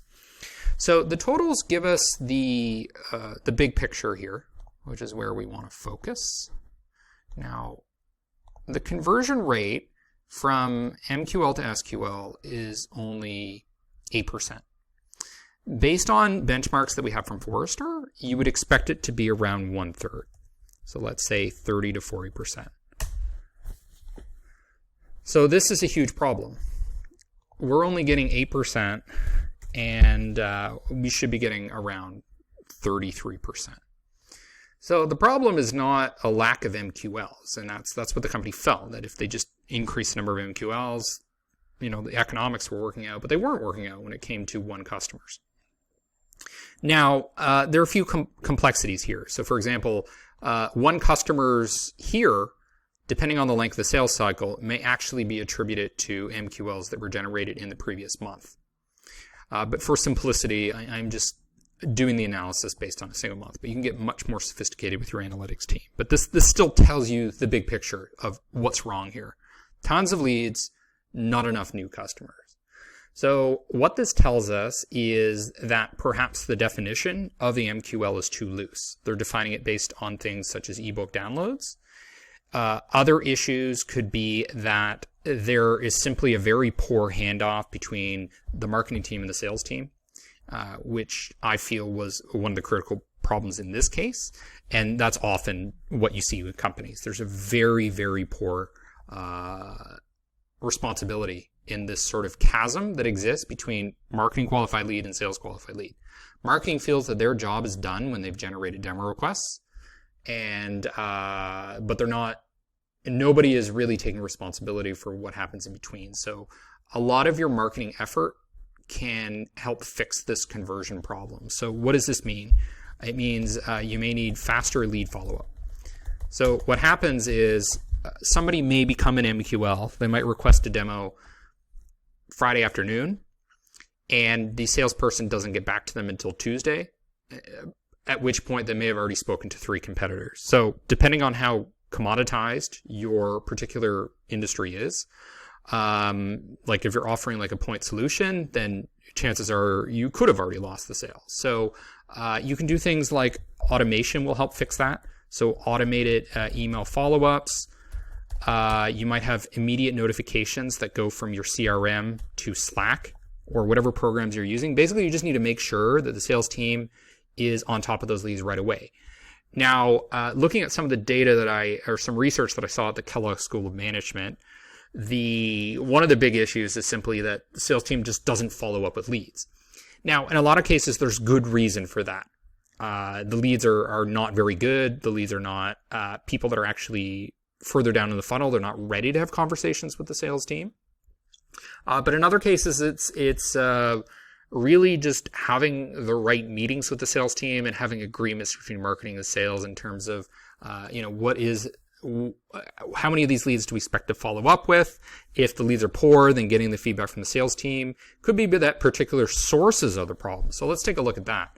So we do see here that the conversion rate here is 14%, which is almost double what it was on average. So that suggests that these leads are good. Now, does that mean SEO is good and better than other channels? Not necessarily. What it could be an indication of is that the people that are searching on SEO are already familiar with the brand because they heard of it elsewhere. They heard of it on a webinar that you launched. the social ad. It's just that these particular leads are being attributed. So you have to take it with a grain of salt, how valuable this information is, but it at least allows you to sort of dig deeper. The partner referrals we also see here are good. I should be marking these in green because they're good. Now, where is the big problem? Well, the Google Ads. Google Ads don't seem that great. So what you may want to do is deep dive into there and see, okay, are there certain keywords here that are not leading to one customers or to SQLs? Are there certain clusters of keywords? Are there certain campaigns that just aren't translating well? The other thing that you may want to look at is the notes in your CRM to figure out, okay, well, what's going on here? Why is the sales team not following up with them? Are they good prospects? Maybe you're getting people that are director level when really you need to be talking to manager level or VP level. So it could be that you need to go higher or lower on persona targeting. There's any number of issues that you could have here. One of the big problems with Google Ads is just the targeting period. You're targeting people based on their searches, but you don't necessarily know what their job title is or what industry they're in or any sort of useful information like that. So I would say in this particular case, the problem was the handoff from MQL to SQL, the handoff between the marketing team and the sales team, making sure the lead follow-up was fast and making sure the lead follow-up was relevant. So often what happens is when sales follows up with the leads, they say, hey, thank you for checking out brand name, but they don't remember your brand name. They just happen to be searching on Google, and all they remember is some vague idea of what you do. So the sales team, in collaboration with the marketing team, needs to make sure that those follow-up emails, which could be automated, are relevant to what people were doing before they solicited you. So their level of brand awareness, product awareness is very low. You need to keep reminding them. The other thing you need to do is keep encouraging them to actually show up to the meeting, to the demo, the consultation. You do that with emails that are not just, hey, we have a meeting coming up tomorrow, just a reminder, but also reminding them of why they should show up. Okay, maybe there's a $100 incentive to show up to the meeting. Or you can talk about the key benefits, takeaways, use cases that you're going to walk them through. So the meeting itself becomes an offer that is valuable and meaningful. Okay, so this is the big problem, MQL to SQL conversion rates. Now, there's another problem here that doesn't look like a problem, and that is this. You have almost 100% conversion rate from SQL to 1. And you might think, hey, that's great. Now, a typical benchmark here would, again, be around, depending on whether you have how sophisticated your funnel is, it would normally be around 30 to 40% from SQO to 1, which would translate to, let's just say, for simplicity, 33, would be about 10% conversion from SQL to 1. And what do we have here? Almost 100%. So it's 9, 10 times what it should be, based on benchmarks from Forrester. That's a problem. So basically the issue here is numerous. The first thing is what's being defined here as a sales qualified lead is not a sales qualified lead. It's actually sales qualified opportunity. Sales qualified lead is, in my definition, a meaningful conversation with the sales team. A sales qualified opportunity, on the other hand, is when the prospect will likely make a purchase, depending on your sales cycle, in the next 3 to 6 months, whether that's you or a competitor. Now, in this case, basically what they're doing is they're using BANT, which is too strict. They're basically saying, oh, are you going to make a purchase in this month, blah, blah, blah. So too much money is being left on the table. There's a high percentage of these MQLs that could likely make a purchase in the next 3 months, maybe 6 months, but they're being eliminated because they're being disqualified using BANT. BANT is generally not the best way to define what a sales qualified opportunity is. And you can look at HubSpot. There's a nice article from someone at Harvard Business School talking about what would be a good definition for sales qualified opportunities, but it's not going to be this strict. So when you have virtually 100% conversion rate from your SQL or SQO to 1, then you're not actually dealing with the middle of the funnel. You're just saying, I only want people at the very bottom of the funnel that are ready to make a purchase. So the sales team and the marketing team are just not doing enough time, spending enough time nurturing those leads and staying top of mind to convince those people to eventually buy from you when they do pull the trigger and make a purchase decision. So too strict a definition. And the other issue here is they are missing a stage in the funnel, which is SQO. So what the real issue here was a lot of people just were not showing up to the meetings. And that's where you have one bottleneck, which was the SQL bottleneck, and then the other bottleneck being the definition of an SQO. So the solution was to add an actual SQL, redefine this as SQO, add the stage, insert one column. So you would add an SQL column here, start tracking that, and then what you can do is get more granular and say, okay, is the first bottleneck is them not showing up to the meeting. Okay, we can fix that with autoresponders, etc. The other problem is that people that show up to the meeting don't convert. Okay, is that a problem with this particular salesperson? Is it a problem with a specific industry? Is it a macro problem that basically has to do with our definition of what an opportunity is, which was the case here? And then you can gradually kind of refine your funnel based on that.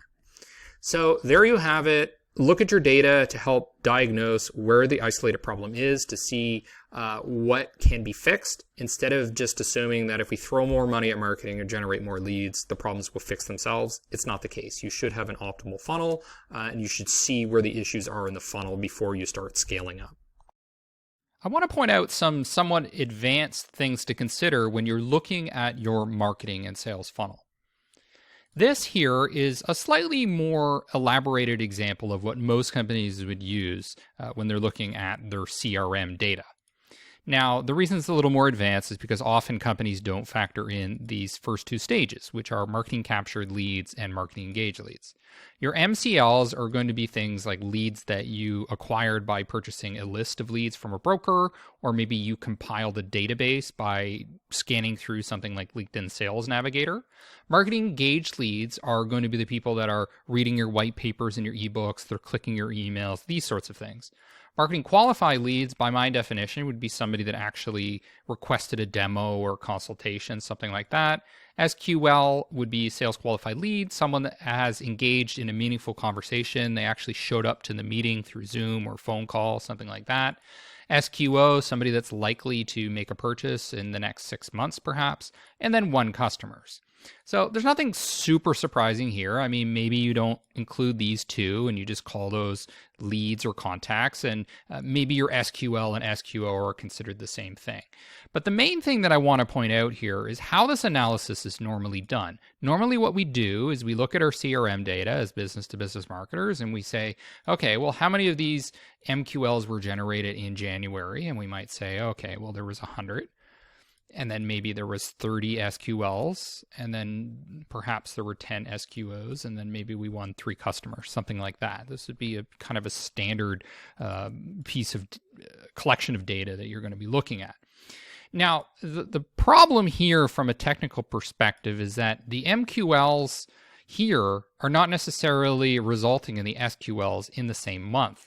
So what may happen is you may be looking at March, so January, February, and then March.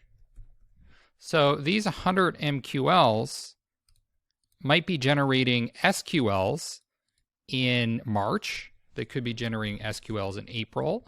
So just because you generated these marketing qualified leads this month doesn't mean that they're converting to the next stage in that same month. In fact, it's highly likely that they're going to convert to one customers months in advance of actually generating. So there's leading indicators that you need to consider, like MQL, and there's trailing indicators, which is things like one customer. So there's these delays.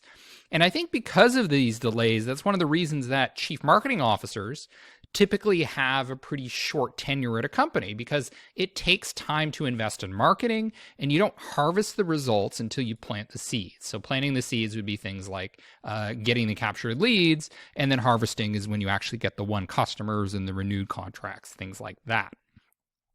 So to do a more advanced analysis, and you can rely on your business intelligence team, your analytics team, whoever does the data analysis at your company. You don't necessarily have to when you're doing the marketing or the CEO, but the way that you would do it is some sort of cohort analysis.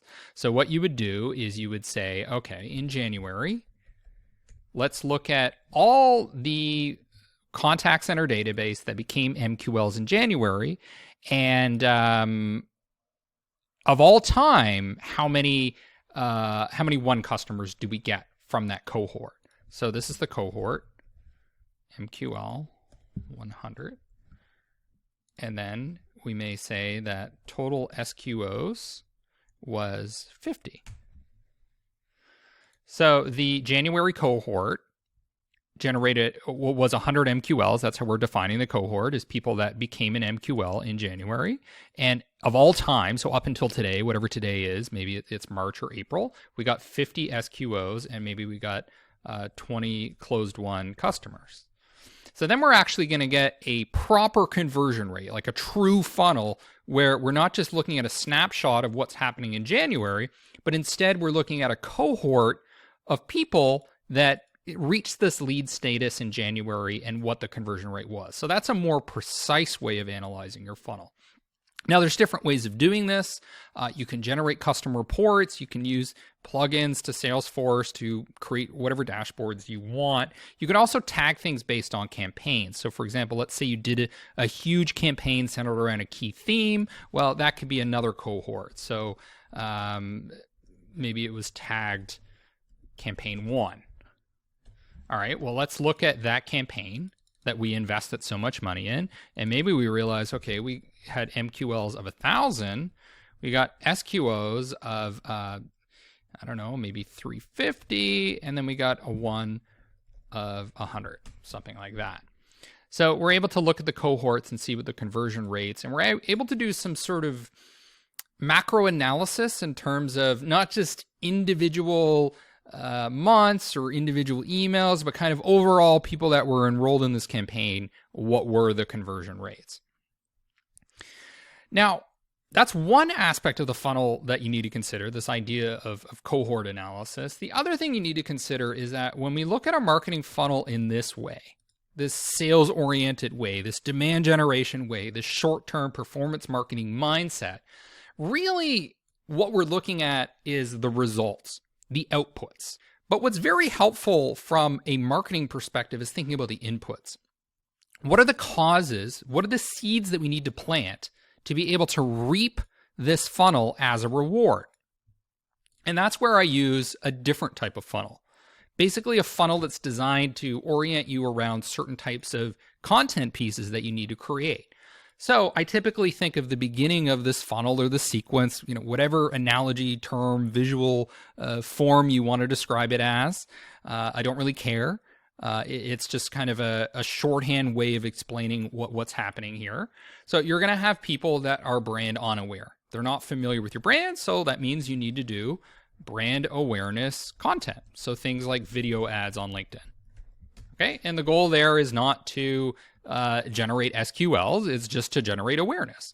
And then there's problem unaware people. So people aren't necessarily aware that the problem is worth solving. So we're going to create content for them. Category unaware, they don't necessarily know that your product category is the solution to that problem. Product unaware, they aren't that familiar with your product. They don't think it's the best solution in the category. They want to go with a competitor. Free offer unaware, these are people that are not convinced or do not know that you offer a demo or you offer a $100 incentive to do the demo. And then the paid offer unaware. So the people that either aren't familiar with or aren't convinced that your solution, your paid solution is the best solution for them. So this is the kind of funnel that you need to think about when you're thinking about inputs, whereas this is a little more retroactive, a little more about diagnosing holes in the conversions. This is more about strategizing what kinds of content, what types of campaigns to create. So you should think of the funnel in both respects. This is typically how you think of it in a sales-oriented kind of short-term type of mindset, and this is more of a long-term planning mindset. I'm going to take some time here to talk about business-to-business branding, which is something that I would say most business-to-business marketers don't really understand very thoroughly. And believe it or not, business to business branding and brand marketing is actually very, very similar to consumer brands. And often there's some hesitancy to approach business to business branding the way that it should be, because there's this resistance to the types of brand marketing that works in B2C, and people think it doesn't work in B2B. So let's get into the details. Now, one of the first things I need to point out is that there is a difference between a brand and a product. Now, these are two different aspects of the marketing mix, two different marketing assets that need to be managed differently. One of the reasons that there's a lot of confusion in the space is because in consumer packaged goods companies, which is generally where brands get the most emphasis, you have what are called brand managers. But the brand managers are more than just brand managers. They're essentially hybrid between a brand manager, a product marketing manager, and a product manager. But only one aspect of that is really about managing the brand itself as a distinct asset. And that's kind of the basis of a lot of this confusion. So to give you an example, we have this company called ClickUp. Now, there is the brand ClickUp, right? It's affiliated with these rainbow-like colors. It's affiliated with the CEO who has a very distinctive look. I know the brand ClickUp. They're constantly advertising. They have this bold color. They do a good job of promoting the brand, and that this is a big movement, a big exciting thing to be part of. But the product itself over here, I don't really know what it does. I know it has something to do with task management, but I'm not educated about the product use cases, how to do any of it. So what they've done a really good job of with me is raising my awareness of the brand. The brand has credibilities, but I have very little knowledge about the product. So that it's just a demonstration of how you need to promote both your brand and the product itself. You need to do brand marketing and product marketing, particularly as your company gets bigger and bigger. Now, the other distinction I want to draw here is the difference between branding and brand marketing. So branding is typically what you do when you're working with like a design agency who's going to come up with your logo. If they're more than just design, they're going to come up with your brand name. They're going to come up with these little tactical things that identify what your brand is, things like mascots. So that's the creating the brand part. But what really gives it weight is the brand marketing. So the brand marketing is what you would do here, for example, in a social media campaign on Facebook, where you're doing brand awareness, you're doing reach, you're doing video views, you're elevating the recognition of your brand. So a lot of this confusion sometimes is with brands that you think are poor, like they have a bad logo, they have a bad brand name, but everybody knows who they are. And that's because they're doing a good job at the brand marketing, maybe less of a good job at branding itself at the tactical kind of design creative level. Similarly, you can do things on LinkedIn advertising to create more brand awareness. Like I run video views campaigns quite frequently.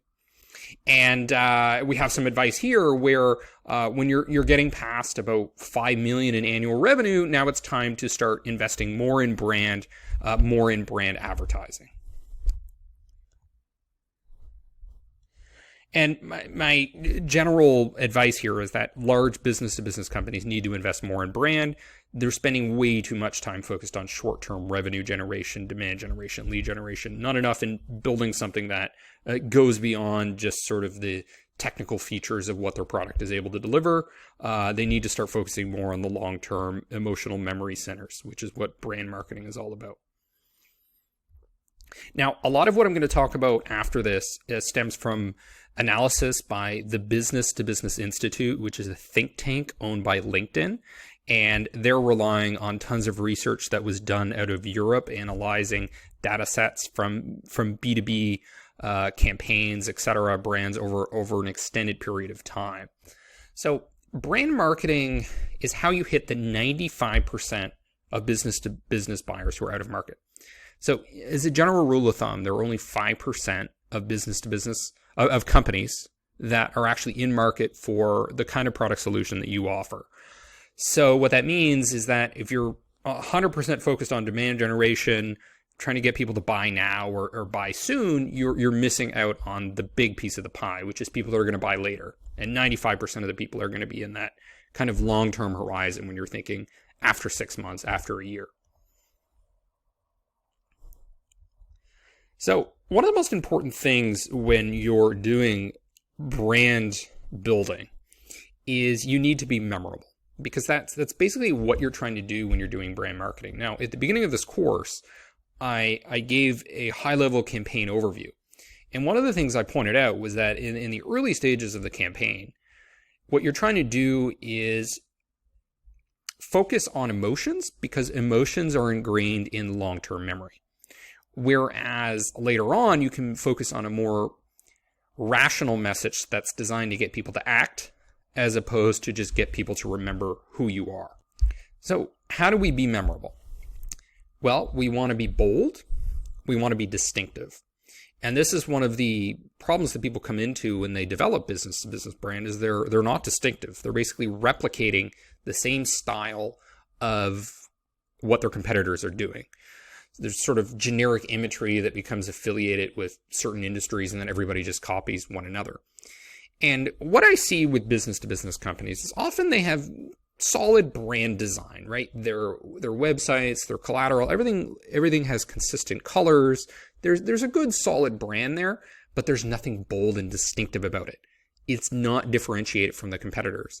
And when people are evaluating different solutions, you're going to become a blur. Unless you're IBM or some highly recognized brand, you just seem like everybody else. So we can see here that there are a narrow set of business-to-business companies that do actually do a good job of being bold and distinctive. And one of those is Salesforce. Salesforce, probably the single most successful business-to-business company in the SaaS space, uses these mascots, uses bears, uses a kid in a costume, uses this kind of imagery that you would normally associate with the boxes of cereal for kids. But this is the kind of bold, distinctive stuff that makes you stand out, makes you seem different, makes you memorable. Because there are lots of times when people are doing research and they're looking at like 6 websites for competitors or whatever they're looking at, and they're not going to remember your name. They're going to have some vague idea, oh, it's the bright pink thing with the bear. An example for me is there's this company called Bouncer that I use to validate emails before I send cold emails. Sometimes I don't really remember who they are, but I do remember they had this animal on their landing page. I believe it's a gorilla or something. And that's sort of what I think of it as. Oh yeah, the animal company that does the email thing. Because you're dealing with people's memory, you're dealing with kind of this emotional part of people's minds, less on the rational, should I act now kind of thinking.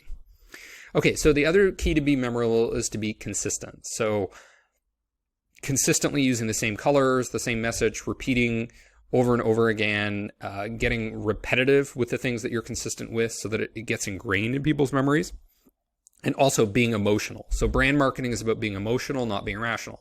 Now, a lot of direct response marketers are going to laugh at that, and they're like, oh, why would you do some silly video that's emotional? People make purchase decisions in business-to-business space based on rational decisions about what is the return on investment. And that's certainly true, but when you're doing brand marketing, you actually do want to be on the emotional side. Later on, you can follow up with campaigns that are more focused on rational thinking. Okay, so what does LinkedIn say about being memorable? Basically, it comes down to those two things, being distinctive and being consistent. Don't be bland and boring. And a good example here I see in the personal business-to-business branding space is this person who is known for Instagram, social media marketing. You can see that she's wearing a unicorn hat. She has very bright colors. It's super bold. It's almost to the point of being crazy, but it works. That's the kind of branding you want to strive towards. So what does LinkedIn say about brand marketing? Basically, your number one goal is to aim for fame. Famous brands are always considered. So this is the problem you're going to run into. It is if you're not even in the consideration set. So business-to-business buyers are probably going to narrow down to, I don't know, let's say 4 candidates to buy a product or buy a service. You need to make sure you're in that consideration set. And one of the ways to almost guarantee that you're considered is to be famous. So classically in brand marketing, what I would track looking at Nielsen data would be brand awareness, aided and unaided awareness. But basically what LinkedIn is saying is you want to strive for almost a next level of brand awareness, which is fame, which is that when people immediately think of your product category, you instantly come to mind, almost reflexively, emotionally. That's what you're aiming for, fame. Aim for fame.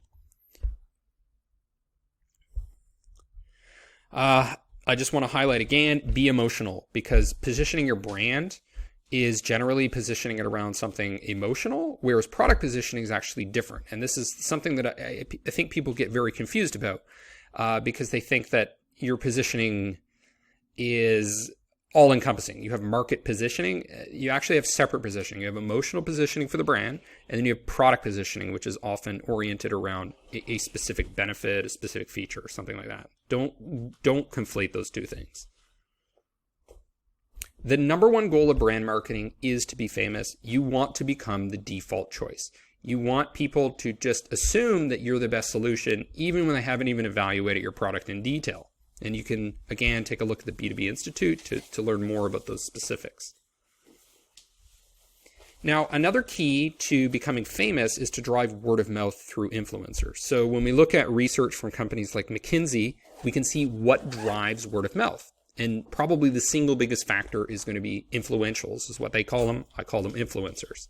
To identify who those people are, you can go to SparkToro. It's available for free with some limitations, and you can identify who the people are that have the most clout within your target market.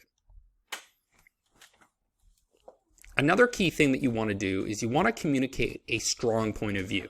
So this is where content marketing, brand slogans, these types of things become important. And if we look at Gong, this is what they're highlighting. Have a clear, unique point of view. This is where a narrative starts to become more important in your content marketing strategies.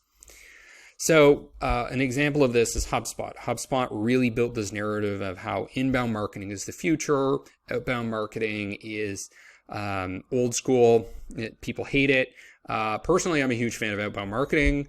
I think it's better than inbound marketing in most cases. But that doesn't matter. That's HubSpot's point of view. That's the position that they're taking with this narrative, and it helped them become famous. And that's what you want to do. Now, one of my slogans is go big or go back to selling services. It's a bold statement about how software companies don't think big enough. They're thinking too small and tactical. They're too precision. They need to focus on getting bigger impact to actually scale their company, because my position is that economies of scale is basically the only meaningful long-term competitive advantage. Okay, so some examples of a strong point of view that you might take. Often it's effective when it's counterintuitive or is contrary to what most people are saying. So for example, I saw somebody on LinkedIn who said micromanagement is good. Right? Everybody thinks micromanagement sucks. And then this woman comes on LinkedIn and says, it's good. You get attention that way. You become famous that way. It's kind of silly and gimmicky.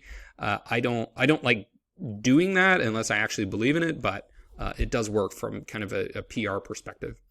Somebody I follow on YouTube says, go where you're treated best. That's his bold statement. I think it's effective. It's very memorable. And then once again, go big or go back to selling services.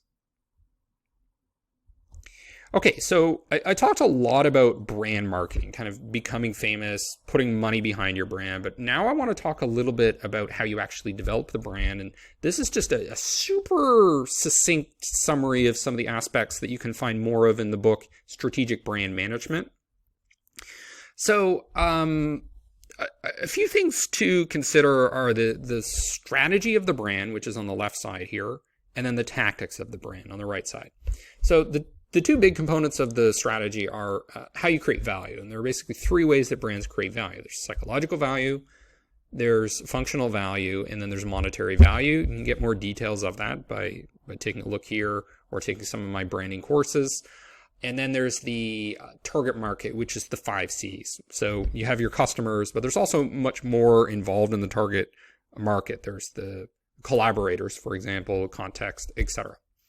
So when the strategy is clear, you can get into the tactics. So the tactics of the brand are the design. So logo, mascot. Mascot, one of the most undervalued aspects of business to business brands.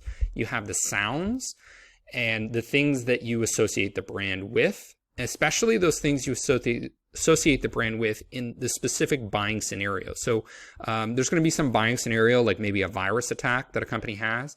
They need to immediately think of your brand. And the way that you do that is in your imagery, always associating perhaps the image of a virus with your brand and fusing those two.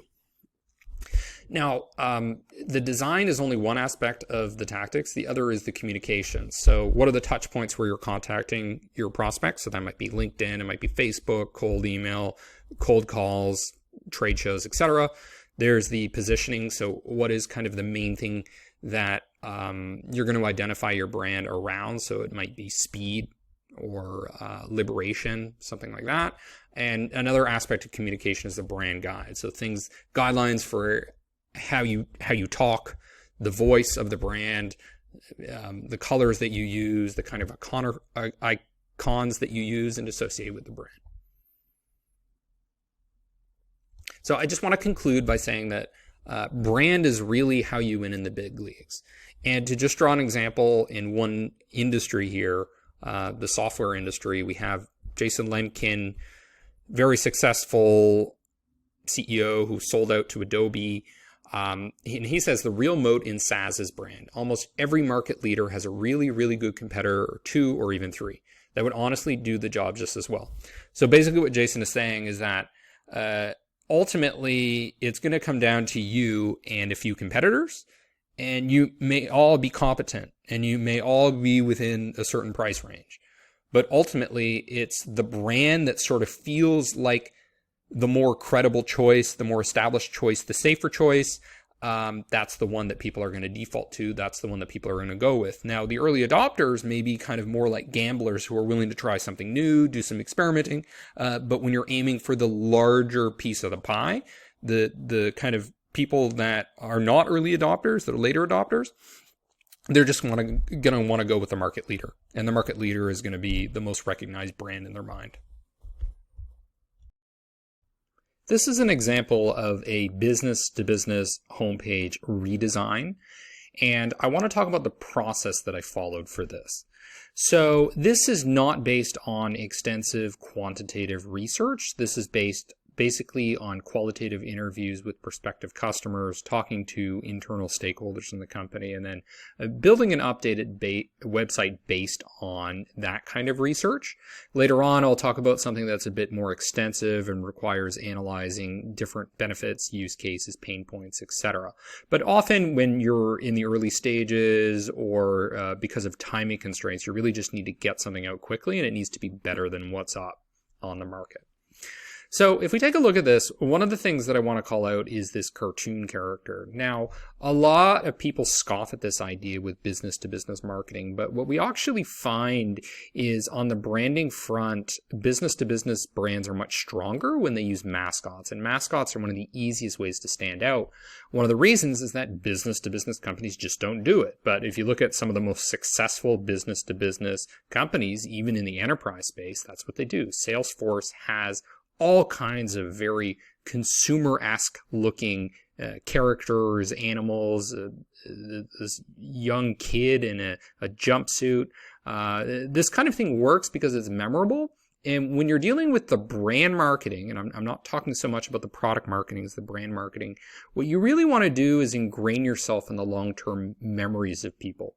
And one of the ways you do that is with something colorful and distinctive like a brand mascot. So here we've done that with a robot who appears in numerous places throughout the website. Now, ideally, you would have something even more iconic. So this is based on stock imagery, but I would actually, if you're well funded and you have time, I would develop a custom painted mascot, build a 3D model, and then you can use that mascot and own it as a brandable asset. Now, the other thing here is consistent brand colors. So the base colors are this yellowish orange and the blue, but we also have this more of a turquoise type blue that shows up throughout the website. So that solidifies the brand design, which we also see in the modifications to the photos, which have this blue, yellow, and somewhat of a green color for consistency. Now, let's get into more of the product-centric marketing. So the only app you'll ever need to run your co-working space. So this is the positioning. The positioning is basically you have an all-in-one solution. And one of the problems that businesses have, particularly the smaller the companies get, is that they're jumping around from login to login, from software to software. So we're alleviating that problem by simply having one place. You don't need to use WordPress and an e-commerce plugin, a CRM, all these various things. You have one. And what's implied from that is specific benefits like time savings, money savings, etc. But the positioning is around all-in-one because that's what resonates with people that have to handle too much, particularly when they're struggling with technology and have to hop from one thing to the next. So Baseworks is the all-in-one solution for managing and automating your co-working space. You can grow without the chaos. We're on a mission to make co-working management as easy as possible. So we have this short line, not overwhelming, and then we have the offer. So So we talked about basically two different things. There's the brand marketing, which is the mascot, the colors, the logo, etc. We have the product marketing, which is this positioning around all-in-one and some of the benefits and details of what the product is. Then there's the direct response demand generation marketing, which also becomes part of the website. And that's why we have this offer, get a 15-minute demo. Now, this is particularly important because we're asking for a very small commitment of 15 minutes. What a lot of people do is they try to promote a 30-minute demo up front, which immediately raises defense flags from people who don't want to commit 30 minutes. 15 minutes, pretty reasonable, what you might call like a screening call or an initial call with a prospective buyer. So the upper space is kind of a short snapshot of what the product is, because one of the challenges I see with business-to-business products is you go to their homepage and you don't even know what the product is. They're talking all about benefits. They're talking about high-level stuff, but they don't actually say what they do. What we're saying is we're the all-in-one app for running your co-working space.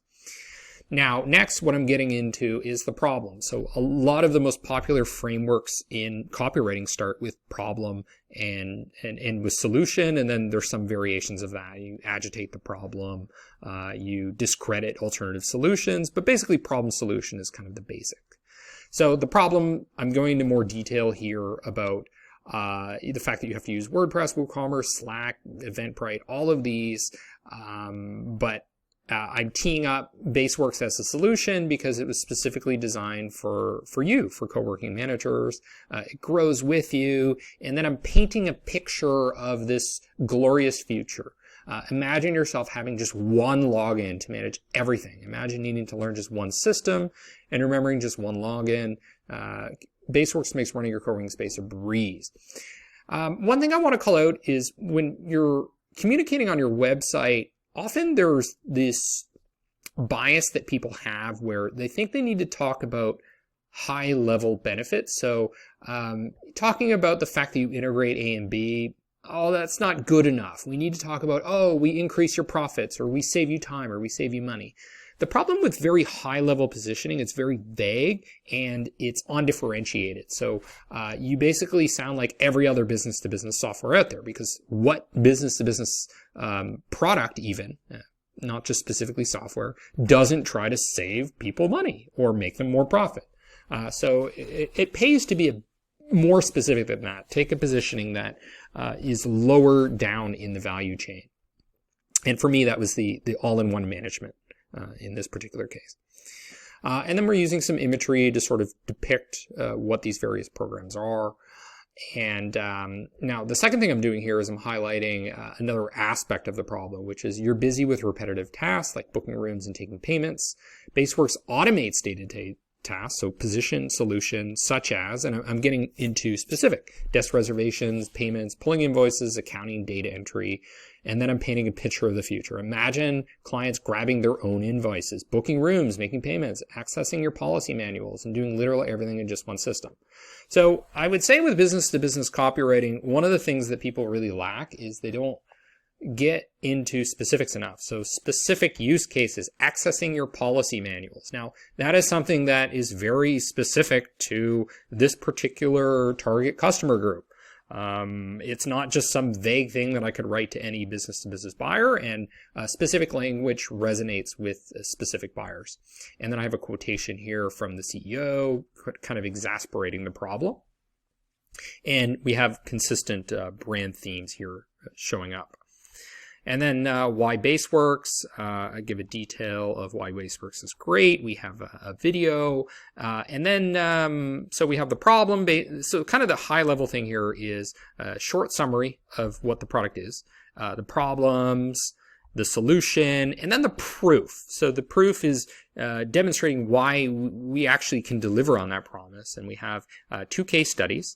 One basically written as a newspaper article. Co-working space books to capacity by automating reservations with Baseworks. And click this to read more.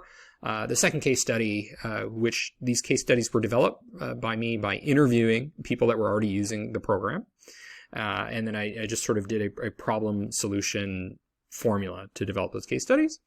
And this one is a busy co-working space frees up time by centralizing and automating bookings, payments, website updates, document data, course promotions, and more. And then we have more proof, which is a testimonial from a CEO. We have some logos of people that are on the program, perhaps not as important as some people think, but as an element of graphics to the site and some social proof, even though they're not super recognizable brands, because these tend to be smaller businesses. And then I get into some of the details of the features. So the focus was really in the beginning on use cases. So grabbing invoices, desk reservations, but then a little more details of the comprehensive elements of the site. So easy to use updates, hot desk management, social networking, blogging, etc. We have these little icons to make it not just an overwhelming block of text. And then a call to action at the bottom. Are you curious? Request a casual 15-minute demo with our CEO. Let us show you how it works today. Now, obviously, you're going to change this depending on how much your business has scaled. You're going to put, with Charlie or with your sales manager, or even better would be like a consultant, a vertical specific consultant. Let us show you how it works today. So this is an example of a business-to-business homepage developed for small businesses and developed without a lot of quantitative research, but was developed with qualitative research. Very useful overall framework, especially for startups. Now, for larger enterprise clients, we'll walk through some other approaches and techniques that can be used.